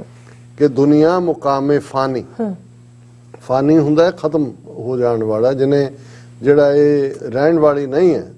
और इस गल दे उत्ते यकीन कर, दुनिया जिहड़ी है वो मुकामे फानी, तहकीक दिल अपने मन च तहकीक कर। मम सर मूए इजराइल गिरफ्ते, दिल हेच मेरे सिर दे वाल मौत दे फरिश्ते इजराइल ने फड़े हुए ने। ऐ मेरे दिल इस दे उत्ते यकीन कर कि तेरा एंड भी इवें ही होना है। मौत ये नहीं भी सिर ते मंडरा रही है, मौत दे फरिश्ते ने सिर दे वाल फड़े हुए ने, किस वेले उन्हें साह कढ़ देना है इसका सानू कोई पता नहीं है। हुण ये थॉट जिहड़ा जिंदगी दे एक्सप्रैशन भी कि चार दिहाड़े जिंदगी, हुण चार दिहाड़े उन्हां नूं ही चार पैर भी दिंदे ने, चार रात दे ने। रात गफलत दी है, सौण दी है, लेकिन दूसरे पासे असीं देखते हैं कि मौत नूं भी लम्मी नींद कहा जाता है। जिवें कबीर साहब दा एक थां ते जदों कहंदे ने, कबीर सूता क्या करे उठ के ना जपे मुरार, एक दिन सोवन होएगो लामे गोड़ पसार। के कबीर कहते ने उठ ਸੁੱਤਾ ਹੋਇਆ ਗੋਡੇ ਪਸਾਰ ਕੇ। ਇੱਕ ਦਿਨ ਐਸਾ ਆਏਗਾ ਕਿ ਲੰਮੇ ਗੋਡੇ ਕਬਰ 'ਚ ਪਿਆ ਹੋਏਗਾ, ਉਦੋਂ ਸੌਂ ਜਾਈ। ਹੁਣ ਤਾਂ ਉੱਠ ਕੇ ਵੇਲਾ ਹੈ, ਉਸ ਰੱਬ ਨੂੰ ਯਾਦ ਕਰ। ਸੋ ਜ਼ਿੰਦਗੀ ਦੇ ਗੁਰੂ ਨਾਨਕ ਸਾਹਿਬ ਨੇ 4 ਪਹਿਰਾਂ ਦਾ ਸਿੰਬੋਲਿਜ਼ਮ ਇਸਤੇਮਾਲ ਕਰਦੇ ਆ। 4 ਪਹਿਰ ਰਾਤ ਦੇ ਨੇ, ਸੋ ਜ਼ਿੰਦਗੀ ਦੇ ਉਹੀ 4 ਪਹਿਰਾਂ ਨੂੰ ਜਿਹੜਾ ਹੈ ਉਹ ਬਿਆਨਿਆ। ਔਰ ਪਹਿਲੇ ਪੈਰ ਔਰ ਦੂਸਰੇ ਦਾ ਅਸੀਂ ਜ਼ਿਕਰ ਕੀਤਾ ਸੀ ਕਿ ਵੀ ਪਹਿਲਾ ਪੈਰ ਹੈ ਜਦੋਂ ਗਰਭ ਦੇ ਵਿੱਚ ਤੂੰ ਆਇਆ, ਉੱਥੇ ਤੂੰ ਉਲਟਾ ਲਟਕ ਕੇ ਜਿਹੜਾ ਹੈ ਉਹ ਤਪ ਕਰ ਰਿਹਾ ਸੀ ਕਿ ਮੈਨੂੰ ਬਾਹਰ ਕੱਢੋ। ਔਰ ਫਿਰ ਜਦੋਂ ਤੂੰ ਆਇਆ, ਨੰਗੇ ਆਇਆ, ਜੋ ਤੇਰੇ ਮੱਥੇ ਤੇ ਲਿਖਿਆ ਸੀ, ਪਰ ਪਹਿਲੇ ਪੈਰ ਨੂੰ ਵਾਹਿਗੁਰੂ ਦੇ ਹੁਕਮ ਦੇ ਤਹਿਤ ਤੇਰਾ ਵਾਸਾ ਗਰਭਾਸ ਦੇ ਵਿੱਚ ਹੋਇਆ, ਗਰਭ 'ਚ ਹੋਇਆ। ਔਰ ਦੂਸਰਾ, ਜਿਉਂ ਹੀ ਤੂੰ ਅੱਖਾਂ ਖੋਲੀਆਂ, ਦੁਨੀਆ ਨਵੀਂ ਨਜ਼ਰ ਆਈ, ਹੱਥੋਂ ਹੱਥ ਨਚਾਈ ਹੈ, ਸਭ ਤੈਨੂੰ ਚੁੱਕ ਰਹੇ ਨੇ ਬਚਪਨ, ਔਰ ਤੈਨੂੰ ਸਭ ਭੁੱਲ ਗਿਆ ਵੀ ਤੂੰ ਕਿਸ ਕੰਮ ਦੇ ਲਈ ਆਇਆ ਸੀ। ਔਰ ਆਪਣੇ ਮਨ ਦੇ ਵਿੱਚ ਤੂੰ ਚੇਤ ਕਿ ਕੀ ਹੈ ਕਿ ਜਿਨ ਰਚ ਰਚਿਆ ਤਿਸੈ ਨਾ ਜਾਣੈ, ਮਨ ਭੀਤਰ ਤਰ ਗਿਆਨ, ਕਹੋ ਨਾਨਕ ਪ੍ਰਾਣੀ ਦੂਜੈ ਪੈਰ ਹੈ ਵਿਸਰ ਗਿਆ ਧਿਆਨ। ਕਿ ਗਰਭ ਚੋਂ, ਗਰਭ ਦਾ ਪਹਿਲਾ ਪੈਰ ਹੈ, ਦੂਜਾ ਬਾਹਰ ਹੈ, ਹੁਣ ਤੀਜੇ ਪੈਰ ਦੀ ਗੱਲ ਹੈ। ਹੁਣ ਬਚਪਨ ਤੋਂ ਜਵਾਨੀ 'ਚ ਆ ਗਿਆ। ਤੀਜੇ ਪੈਰ ਰਹਿਣ ਕੈ ਵਣਜਾਰਿਆ ਮਿੱਤਰਾ, ਧਨ ਜੋਬਨ ਸਿਉ ਚਿੱਤ, ਹਰ ਕਾ ਨਾਮ ਨ ਚਿਤ ਹੀ ਵਣਜਾਰਿਆ ਮਿੱਤਰਾ, ਬੱਧਾ ਛੁਟੈ ਜਿੱਤ, ਹਰ ਕਾ ਨਾਮ ਨ ਚੇਤੈ ਪ੍ਰਾਣੀ, ਬਿਕਲ ਭਇਆ ਸੰਗ ਮਾਇਆ, ਧਨ ਸਿਉ ਰੱਤਾ ਜੋਬਨ ਮੱਤਾ, ਅਹਿਲਾ ਜਨਮ ਗਵਾਇਆ, ਧਰਮ ਸੇਤੀ ਵਪਾਰ ਨ ਕੀਤੋ, ਕਰਮ ਨ ਕੀਤੋ ਮਿੱਤ, ਕਹ ਨਾਨਕ ਤੀਜੈ ਪਹਿਰੈ ਪ੍ਰਾਣੀ, ਧਨ ਜੋਬਨ ਸਿਉ ਚਿਤ। ਹੁਣ ਧਨ ਤੇ ਜੋਬਨ, ਜੋਬਨ ਜ਼ਾਹਰ ਹੈ ਇਆਸ਼ੀ ਦੇ ਨਾਲ ਜੁੜਿਆ ਹੋਇਆ। ਜਦੋਂ ਇਨਸਾਨ ਦੀਆਂ ਸੈਕਸ਼ੂਅਲ ਰੁਚੀਆਂ ਜਿਹੜੀਆਂ ਨੇ ਉਹ ਉਹਨੂੰ ਬੇਮਰਿਆਦਾ ਕਰਦੀਆਂ ਨੇ। ਦੂਸਰੀ ਦੌੜ ਧਨ ਕਮਾਉਣ ਦੀ ਹੁੰਦੀ ਹੈ, ਪੈਸਾ ਪੈਸਾ ਪੈਸਾ। ਔਰ ਉਹ ਵੀ ਕਹਿਣਗੇ ਜੀ ਬੁਢਾਪੇ 'ਚ ਆਰਾਮ ਨਾਲ ਖਾਵਾਂਗੇ ਤਾਂ ਆਰਾਮ ਨਾਲ ਬਹਿ ਕੇ ਖਾਵਾਂਗੇ, ਤਾਂ ਪੈਸੇ ਕਮਾਉਣ ਦੀ ਉਮਰ ਹੈ ਜਾਂ ਇਆਸ਼ੀ ਦੀ ਉਮਰ ਹੈ। ਸੋ ਗੁਰੂ ਸਾਹਿਬ ਨੇ ਕਿਹਾ ਕਿ ਤੀਜਾ ਪੈਰ ਆ ਗਿਆ, ਔਰ ਹੁਣ ਤੇਰੇ ਚਿੱਤ ਦੇ ਵਿੱਚ 2 ਹੀ ਚੀਜ਼ਾਂ ਘੁੰਮਦੀਆਂ ਨੇ, ਜਾਂ ਧਨ ਹੈ ਜਾਂ ਜੋਬਨ ਹੈ। ਹੋਰ ਇਸ ਤੋਂ ਹਰ ਕਾ ਨਾਮ ਨਾ ਚੇਤ ਹੀ ਵਣਜਾਰਿਆ ਮਿੱਤਰਾ, ਬੱਧਾ ਛੁੱਟਿਆ ਜਿੱਤ। ਕਿ ਜਿਸ ਨੇ ਤੈਨੂੰ ਅਲਟੀਮੇਟਲੀ ਮੌਤ ਦੇ ਡਰ ਤੋਂ ਬੇਖੌਫ ਕਰਨਾ ਸੀ, ਤੈਨੂੰ ਉਸ ਜਨਮ ਮਰਨ ਦੇ ਬੰਧਨ ਚੋਂ ਛੁਡਾਉਣਾ ਸੀ, ਜਿਸ ਰੱਬ ਨੇ, ਉਹ ਤੈਨੂੰ ਭੁੱਲ ਗਿਆ। ਔਰ ਤੇਰਾ ਜਿਹੜਾ ਧਿਆਨ ਹੈ ਉਹ ਧਨ ਔਰ ਜੋਬਨ ਵਾਲੀ ਹੈ। ਹਰ ਕਾ ਨਾਮ ਨਾ ਚੇਤੈ ਪ੍ਰਾਣੀ, ਬਿਕਲ ਭਇਆ ਸੰਗ ਮਾਇਆ। ਕਿ ਬਈ ਤੂੰ ਬਿਕਲ ਹੁੰਦਾ, ਕਨਫਿਊਜ਼ਨ 'ਚ ਚਲੇ ਜਾਣਾ, ਤੂੰ ਫਸ ਗਿਆ ਮਾਇਆ ਦੇ ਵਿੱਚ, ਤੈਨੂੰ ਜ਼ਿੰਦਗੀ ਦਾ ਅਸਲੀ ਮਨੋਰਥ ਜਿਹੜਾ ਭੁੱਲ ਗਿਆ। ਧਨ ਸਿਉ ਰੱਤਾ ਜੋਬਨ ਮੱਤਾ, ਅਹਿਲਾ ਜਨਮ ਗਵਾਇਆ। ਕਿ ਧਨ ਕਮਾਉਣ ਦੀ ਦੌੜ ਔਰ ਇਆਸ਼ੀ ਦੀ ਦੌੜ, ਇਸ ਦੇ ਥੱਲੇ ਤੂੰ ਜਿਹੜਾ ਬਹੁਤ ਕੀਮਤੀ ਤੇਰੀ ਜ਼ਿੰਦਗੀ ਸੀ, ਉਸ ਨੂੰ ਤੂੰ ਫਜ਼ੂਲ ਗਵਾ ਰਿਹਾ। ਧਰਮ ਸੇਤੀ ਵਪਾਰ ਨਾ ਕੀਤੋ। ਕਿ ਵੀ ਜਿਹੜਾ ਕੰਮ ਤੈਨੂੰ ਸੱਚਾ ਸੌਦਾ ਕਰਨਾ ਚਾਹੀਦਾ ਸੀ, ਧਰਮ ਕਿ ਜ਼ਿੰਦਗੀ ਤੇਰੀ ਧਰਮ ਦੇ ਨਾਲ ਜਿਹੜਾ ਤੇਰਾ ਵਾਸਤਾ ਤੈਨੂੰ ਹੋਣਾ ਚਾਹੀਦਾ ਸੀ, ਕਰਮ ਨਾ ਕੀਤੋ ਮਿੱਤ। ਪਰ ਨਾ ਤੂੰ ਧਰਮ ਵਾਲੀ ਜ਼ਿੰਦਗੀ ਗੁਜ਼ਾਰੀ, ਨਾ ਤੂੰ ਚੰਗੇ ਕੰਮ ਕੀਤੇ। ਕਹੋ ਨਾਨਕ ਤੀਜੈ ਪਹਿਰੈ ਪ੍ਰਾਣੀ, ਧਨ ਜੋਬਨ ਸਿਉ ਚਿਤ। ਕਿ ਜਵਾਨੀ ਆਈ, ਤੂੰ ਧਨ ਜੋਬਨ ਦੇ ਵਿੱਚ ਆਪਣਾ, ਉਸ ਦੌੜ ਦੇ ਵਿੱਚ ਆਪਣੀ ਜਵਾਨੀ ਜਿਹੜੀ ਹੈ ਉਹ ਗਵਾ ਲਈ। ਹੁਣ ਆ ਗਿਆ ਫਰਿਸ਼ਤਾ ਸਿਰ ਦੇ ਵਾਲਾਂ ਨੂੰ ਫੜਨ ਵਾਲਾ। ਚੌਥੇ ਪਹਿਰੇ ਰਹਿਣ ਕੇ ਵਣਜਾਰਿਆ ਮਿੱਤਰਾ, ਲਾਵੀ ਆਇਆ ਖੇਤ। ਕੁਝ ਅਲਫਾਜ਼ ਐਸੇ ਨੇ ਜਿਹੜੇ ਉਸ ਜ਼ਮਾਨੇ 'ਚ ਵੀ, ਕਿਉਂਕਿ ਖੇਤੀਬਾੜੀ ਮੁੱਖ ਧੰਦਾ ਸੀ ਸਭ ਦਾ, ਤੇ ਐਸੇ ਜਦੋਂ ਤੁਸੀਂ ਗੁਰੂ ਸਾਹਿਬ ਦੀ ਬਾਣੀ ਪੜ੍ਹਦੇ ਹੋ ਤਾਂ ਤੁਹਾਨੂੰ ਇਹ ਆਉਂਦਾ ਹੈ ਕਿ ਵੀ 5 ਸਦੀਆਂ ਪਹਿਲਾਂ ਕਿਹੜੇ ਲਫ਼ਜ਼। ਹੁਣ ਜਦੋਂ ਅਸੀਂ ਫਸਲ ਪੱਕ ਜਾਂਦੀ ਹੈ, ਫਸਲ ਵੱਢਦੇ ਹਾਂ, ਹੁਣ ਫਸਲ ਵੱਢਣ ਦੇ ਲਈ ਕਈ ਵਾਰ ਜਦੋਂ ਤੁਸੀਂ ਉਹਨੂੰ ਕਿਹਾ ਜਾਂਦਾ ਸੀ ਕਿ ਭਾਈ ਮਦਦ, ਤੁਸੀਂ ਰਿਸ਼ਤੇਦਾਰ ਇਕੱਠੇ ਹੋ ਕੇ ਆਉਂਦੇ ਸੀ, ਉਹਦੇ ਲਈ ਅੱਡ ਅੱਡ ਸ਼ਬਦ ਨੇ। ਮਾਝੇ ਮਾਲਵੇ ਦੁਆਬੇ 'ਚ ਉਹਨਾਂ ਦੀ ਬਹੁਤ ਸੇਵਾ ਹੁੰਦੀ ਸੀ, ਔਰ ਬਹੁਤ ਉਹਨਾਂ ਨੇ ਇਕੱਠੇ ਆ ਕੇ ਆਪਣੀ ਪਹਿਲਾਂ ਵੱਢ ਕੇ ਆਉਣਾ, ਫਿਰ ਆਪਣੇ ਰਿਸ਼ਤੇਦਾਰਾਂ ਦੀ ਮਦਦ ਕਰਨੀ। ਔਰ ਇਵੇਂ ਹੀ ਜਿਹੜੇ ਨੇ ਬਾਅਦ 'ਚ ਹੌਲੀ ਹੌਲੀ ਪ੍ਰੋਫੈਸ਼ਨਲ ਹੁੰਦੇ ਚਲੇ ਗਏ। ਸੋ ਗੁਰੂ ਸਾਹਿਬ ਦੇ ਵੇਲੇ ਜਿਹੜਾ ਫਸਲ ਵੱਢਣ ਵਾਲਾ ਹੈ, ਜਿਹਨੇ ਆ ਕੇ ਉਹਨੂੰ ਵੱਢਣਾ, ਉਹ ਆਪਣੇ ਵੀ ਹੋ ਸਕਦੇ ਨੇ ਜਿਹੜੇ ਮਾਲਕ ਨੇ, ਉਹਨਾਂ ਨੇ ਬਾਕੀਆਂ ਦੀ ਮਦਦ ਵੀ ਜਿਹੜੀ ਆ ਉਹ ਲਈ ਹੋ ਸਕਦੀ, ਪਰ ਉਹਦੇ ਲਈ ਲਫ਼ਜ਼ ਲਾਵੀ ਹੈ। ਗੁਰੂ ਸਾਹਿਬ ਨੇ ਕਿਹਾ ਚੌਥੇ ਪਹਿਰੇ ਰਹਿਣ ਕੇ ਵਣਜਾਰਿਆ ਮਿੱਤਰਾ ਲਾਵੀ ਆਇਆ ਖੇਤ। ਜਿਵੇਂ ਜਦੋਂ ਫਸਲ ਪੱਕ ਜਾਂਦੀ ਹੈ ਉਹਨੂੰ ਵੱਢਣ ਲਈ ਲਾਵੀ ਆਂਦਾ ਹੈ, ਇਵੇਂ ਹੁਣ ਮੌਤ ਦਾ ਦੇਵਤਾ ਆ ਗਿਆ, ਤੇਰੀ ਉਮਰ ਦੀ ਫਸਲ ਪੱਕ ਗਈ ਹੈ ਤੇ ਤੈਨੂੰ ਲਿਜਾਣ ਦਾ ਟਾਈਮ ਆ ਗਿਆ। ਲਾਵੀ ਆਇਆ ਖੇਤ ਜਾ ਜਮ ਪਕੜ ਚਲਾਇਆ ਵਣਜਾਰਿਆ ਮਿੱਤਰਾ ਕਿਸੇ ਨਾ ਮਿਲਿਆ ਭੇਤ। ਕਿ ਵੀ ਕਦੋਂ ਤੇਰਾ ਅੰਤ ਹੋ ਗਿਆ, ਸੁਣਦੇ ਨੇ ਵੀ ਉਹਦਾ ਪਤਾ ਲੱਗਿਆ ਵੀ ਉਹ ਮਰ ਗਿਆ, ਕਹਿੰਦੇ ਵੀ ਕਿਸੇ ਨੂੰ ਭੇਤ ਨਹੀਂ ਦਿੱਤਾ ਉਹਨੇ। ਜਿਵੇਂ ਲਾਵੀ ਆ ਕੇ ਖੇਤ ਵੱਢ ਕੇ ਚਲਾ ਜਾਂਦਾ ਹੈ, ਇਵੇਂ ਹੀ ਜਦੋਂ ਮੌਤ ਦਾ ਆਇਆ ਫਰਿਸ਼ਤਾ, ਉਹਨੇ ਕਿਸੇ ਨੂੰ ਭੇਤ ਨਹੀਂ ਦਿੱਤਾ ਔਰ ਲੈ ਗਿਆ। ਭੇਤ ਚੇਤ ਹਰ ਕਿਸੇ ਨਾ ਮਿਲਿਓ ਜਾਂ ਜਮ ਪਕੜ ਚਲਾਇਆ ਝੂਠਾ ਰੁਦਨ ਹੋਆ ਦੁਆਲੇ ਖਿਨ ਮੈਂ ਪਿਆ ਪਰਾਇਆ। ਕਿ ਵੀ ਪਤਾ ਹੀ ਨਹੀਂ ਲੱਗਾ, ਚਲੇ ਗਏ। ਹਾਂ ਰੋਏ ਸਾਰੇ, ਹਰ ਇੱਕ ਨੇ ਟਾਹਾਂ ਮਾਰੀਆਂ ਦੂਜਾ, ਪਰ ਬਹੁਤਾ ਝੂਠਾ ਹੀ ਸੀ ਰੁਦਨ, ਕਿਉਂਕਿ ਰਿਸ਼ਤੇ ਜਿੰਨੇ ਨੇ ਬਹੁਤ ਵਾਰ ਉਹ ਆਪਣੇ ਮੁਫਾਦ ਨਾਲ ਬੱਝੇ ਹੋਏ ਨੇ। ਅੱਜ ਹੀ ਕਿਸੇ ਸੱਜਣ ਦੀ ਕਾਲ ਸੀ, ਉਹਨਾਂ ਨੇ ਕਿਹਾ ਜੀ ਦੇਖੋ ਫਲਾਂ ਆਪਣੇ ਕਿਸੇ ਰਿਸ਼ਤੇਦਾਰ ਦੀ ਸ਼ਿਕਾਇਤ ਕਰ ਰਹੇ ਸੀ ਕਿ ਅਜੇ ਹਫਤਾ ਪਹਿਲਾਂ ਫਲਾਣੇ ਦੀ ਡੈਥ ਹੋਈ ਹੈ ਉਹਨਾਂ ਦੇ ਪਰਿਵਾਰ ਦੇ ਵਿੱਚ, ਤੇ ਉਹ ਇਹ ਜਿਹੜੀ ਹੈ ਥੈਂਕਸਗਿਵਿੰਗ 'ਚੋਂ ਜਿਹੜੀ ਜਿੱਥੇ ਬ੍ਰਾਂਡਡ ਮਾਲ ਮਿਲਦਾ ਉੱਥੇ ਜਿਹੜੇ ਨੇ ਸ਼ਾਪਿੰਗ ਕਰ ਰਹੇ ਸੀ। ਮੈਂ ਕਿਹਾ ਕੀ ਪਤਾ ਉਹ ਗਮ ਨੂੰ ਦੂਰ ਕਰਨ ਲਈ ਗਏ ਹੋਣ, ਮੈਂ ਤਾਂ ਦਿਲ ਰੱਖ ਰਿਹਾ ਸੀ। ਤੇ ਮੈਂ ਉਹ ਜਦੋਂ ਬਾਰ-ਬਾਰ ਉਹ ਕਹਿੰਦੇ ਮੈਨੂੰ ਇਹ ਯਕੀਨ ਹੀ ਨਹੀਂ ਹੁੰਦਾ ਵੀ ਇਹ ਇਵੇਂ ਵੀ ਹੋ ਸਕਦਾ ਵੀ 4 ਦਿਨ ਪਹਿਲਾਂ ਤੁਸੀਂ ਢਾਹਾਂ ਮਾਰ ਰਹੇ ਹੋ ਫਿਰ ਤੁਹਾਨੂੰ ਬ੍ਰਾਂਡਡ ਸੁੱਝਦਾ। ਤੇ ਮੈਂ ਕਿਹਾ ਵੀ ਦੇਖੋ ਤੁਹਾਡਾ ਗੁਰਬਾਣੀ ਤੇ ਯਕੀਨ ਹੈ, ਕਹਿੰਦੇ ਹਾਂ। ਮੈਂ ਕਿਹਾ ਅਸੀਂ ਫਿਰ ਕਿਉਂ ਨਹੀਂ, ਮੈਂ ਕਿਹਾ ਗੁਰੂ ਸਾਹਿਬ ਨੇ ਜਦੋਂ ਇਹ ਯਾਦ ਦਹਾਨੀ ਕਰਵਾਈ ਕਿ ਨਿਜ ਕਰ ਦੇਖਿਓ ਜਗਤ ਮੈਂ ਕੋ ਕਾਹੂ ਕੋ ਨਾਹੇ ਨਾਨਕ ਥਿਰ ਹਰ ਭਗਤ ਹੈ ਤਹਿ ਰਾਖੋ ਮਨ ਮਾਹੇ। ਕਿ ਸੁਣੀ ਸੁਣਾਈ ਗੱਲ ਨਹੀਂ ਹੈ, ਗੁਰੂ ਸਾਹਿਬ ਕਹਿੰਦੇ ਨੇ ਮੈਂ ਖੁਦ ਇਹ ਪ੍ਰਤਿਆ ਕੇ ਤਜਰਬਾ ਕਰਕੇ ਦੇਖਿਆ। ਨਿਜ ਕਰ ਦੇਖਿਓ ਜਗਤ ਮੈਂ ਕੋ ਕਾਹੂ ਕੋ ਨਾ, ਕੋਈ ਰਿਸ਼ਤਾ ਜਿਹੜਾ ਉਹ ਸਟੇਬਲ ਨਹੀਂ ਹੈ। ਨਾਨਕ ਥਿਰ ਹਰ ਭਗਤ ਹੈ ਤੇ ਰੱਖ, ਜੇ ਮਾਣ ਕਰਨਾ ਤੇ ਰੱਬ ਦੇ ਉੱਤੇ ਕਰੋ। ਔਰ ਇਹ ਬਿਲਕੁਲ ਹਕੀਕਤ ਹੈ। ਔਰ ਹਰ ਇੱਕ ਕੋਈ ਅਸੀਂ ਦੇਖਦੇ ਹਾਂ, ਹਰ ਇੱਕ ਜਿੰਨੇ ਰਿਸ਼ਤੇ ਨੇ ਉਹ ਆਪਣੇ ਸੁੱਖ ਸਿਓ ਹੀ ਜਗ ਫਾਂਦਿਓ ਕੋ ਕਾਹੂ ਕੋ ਨਾ ਹੈ। ਰਿਸ਼ਤੇ ਗਰਜ਼ਾਂ ਨਾਲ ਬੱਝੇ ਹੋਣ, ਠੀਕ ਹੈ।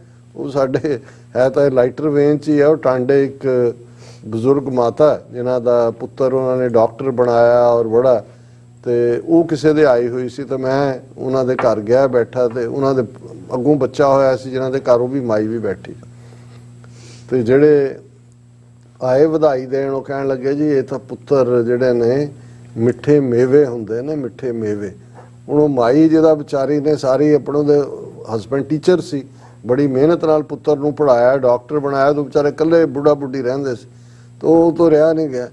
ਕਹਿੰਦੀ ਨਹੀਂ ਭੈਣਾ ਇਹ ਮਿੱਠੇ ਮੇਵੇ ਨਹੀਂ, ਮਿੱਠੇ ਕੀੜੇ ਨੇ, ਕੀੜੇ। ਹੁਣ ਹਰ ਇੱਕ ਦਾ ਦੁੱਖ ਕਿਤੇ ਨਾ ਕਿਤੇ ਜ਼ਾਹਰ ਹੋ ਰਿਹਾ ਵਾ, ਇਹ ਮਿੱਠੇ ਮੇਵੇ ਨਹੀਂ, ਮਿੱਠੇ ਕੀੜੇ ਨੇ। ਚਲੋ ਰੱਬ ਬੱਚਿਆਂ ਦਾ ਸੁੱਖ ਹਰ ਇੱਕ ਨੂੰ ਦੇ ਕਿ ਵੀ ਆਗਿਆਕਾਰ ਹੋਣ, ਚੰਗੇ ਹੋਣ, ਪਰ ਜਦੋਂ ਤੁਸੀਂ ਦੁਨੀਆ ਦਾ ਵਰਤਾਰਾ ਜਿਹੜੀ ਇਨਬਿਲਟ ਹਿਊਮਨ ਸਾਈਕੀ ਹੈ ਉਸ ਦੇ ਵਿੱਚ ਤਾਂ ਸੈਲਫਿਸ਼ਨੈਸ ਜੁੜੀ ਹੋਈ ਹੈ। ਔਰ ਇਹੀ ਗੁਰੂ ਸਾਹਿਬ ਨੇ ਕਿਹਾ ਕਿ ਝੂਠਾ ਰੁਦਨ ਹੋਆ ਦੁਆਲੇ, ਝੂਠਾ ਰੁਦਨ, ਝੂਠਾ ਰੋਣ। ਉਹ ਹੁਣ ਤਾਂ ਹਟ ਗਏ ਸਿਆਪਾ ਕਰਨੋਂ ਤੇ ਟਾਹਾਂ ਮਾਰਨੋਂ, ਨਹੀਂ ਤੇ ਪ੍ਰੋਫੈਸ਼ਨਲ ਔਰਤਾਂ ਹੁੰਦੀਆਂ ਸੀ। ਔਰ ਮੈਂ ਇੱਕ ਵਾਰ ਅੰਮ੍ਰਿਤਸਰ ਗਿਆ, ਬਾਈ ਸੇਵਾ ਬਾਜ਼ਾਰ 'ਚ ਟਰੈਕਟ 3 ਸਫ਼ੇ ਦਾ, ਉਹਦਾ ਟਾਈਟਲ ਸਿਆਪਾ ਕਿਵੇਂ ਕਰੀਏ, ਪੂਰੀਆਂ ਇੰਸਟਰਕਸ਼ਨ ਉਹ ਵੇਚਦੇ ਸੀ ਬਈ ਕਿਵੇਂ, ਉਹ ਪੂਰਾ ਕੋਰਸ ਸੀ ਟ੍ਰੇਨਿੰਗ ਦਾ। ਚਲੋ ਹਾਲਾਂ ਪਤਾ ਨਹੀਂ ਇਹ ਵੀ ਥੈਰੇਪੀ ਸੀ, ਜਦੋਂ ਇੱਕ ਵਾਰੀ ਸਾਰੇ ਰੂ ਲੈਂਦੇ ਨੇ ਤੇ ਸਭ ਦਾ ਜਿਹੜਾ ਦੁੱਖ ਹਲਕਾ ਹੋ ਜਾਂਦਾ। ਪਰ ਗੁਰੂ ਸਾਹਿਬ ਨੇ ਕਿਹਾ ਵੀ ਇਹ ਨਹੀਂ ਹੈ, ਝੂਠਾ ਰੁਦਨ ਹੋਆ ਦੁਆਲੇ ਖਿਨ ਮੈਂ ਪਿਆ ਪਰਾਇਆ ਸਾਈ ਵਸਤ ਪ੍ਰਾਪਤ ਹੋਈ ਜਿਸ ਸਿਉ ਲਾਇਆ ਹੇਤ ਕਹੁ ਨਾਨਕ ਪ੍ਰਾਣੀ ਚੌਥੇ ਪਹਿਰੇ ਲਾਵੀ ਲੁਣਿਆ ਖੇਤ। ਕਿ ਵੀ ਤੁਹਾਨੂੰ ਉਹੀ ਹਾਸਲ ਹੁੰਦਾ ਜਿਹਦੇ ਨਾਲ ਤੁਸੀਂ ਤੇ ਲਾਇਆ ਹੁੰਦਾ, ਮੋਹ ਲਾਇਆ ਹੁੰਦਾ। ਤੇ ਦੁਨੀਆ ਤਾਂ ਮੁਕਾਮੇ ਫਾਨੀ ਹੈ, ਇਹਨੇ ਤਾਂ ਤੁਰ ਜਾਣਾ, ਫਿਰ ਤੁਸੀਂ ਉਵੇਂ ਹੀ ਹੋ ਜਿਵੇਂ ਖਾਲੀ ਹੱਥੀ ਆਏ ਸੀ, ਰਾਦਰ ਗਵਾ ਕੇ ਹੀ ਚਲੇ ਗਏ। ਕਿਉਂਕਿ ਕਹੁ ਨਾਨਕ ਪ੍ਰਾਣੀ ਚੌਥੇ ਪਹਿਰੇ ਲਾਵੀ ਲੁਣਿਆ ਖੇਤ। ਲੁਣਿਆ ਹੁੰਦਾ ਹਾਰਵੈਸਟ ਕਰਤਾ, ਮੌਤ ਦਾ ਦੇਵਤਾ ਲੈ ਗਿਆ, ਤੁਸੀਂ ਜਿਹੜੇ ਉਹ 4 ਪਹਿਰ ਤੁਹਾਡੇ ਗੁਜ਼ਰ ਗਏ। ਔਰ ਜਿਸ ਨੂੰ ਜਿਹੜਾ ਕਬੀਰ ਸਾਹਿਬ ਨੇ ਫਿਰ ਯਾਦ ਦਹਾਨੀ ਕਰਵਾਈ ਕਿ ਹੀਰੇ ਜੈਸਾ 4 ਗਵਾਇਆ ਸੋਏ ਕੇ, 4 ਗਵਾਇਆ ਕੀ ਹੈ, 4 ਗਵਾਇਆ ਖਾਏ ਕੇ ਚਾਰ ਗਵਾਇਆ ਨਹੀਂ ਦਿਵਸ, ਹਾਂ ਦਿਵਸ ਗਵਾਇਆ, ਰਾਤ ਗਵਾਈ ਸੋਏ ਕੇ, ਦਿਵਸ ਗਵਾਇਆ ਖਾਏ, ਹੀਰੇ ਜੈਸਾ ਜਨਮ ਥਾ ਕੌਡੀ ਬਦਲੇ ਜਾਏ।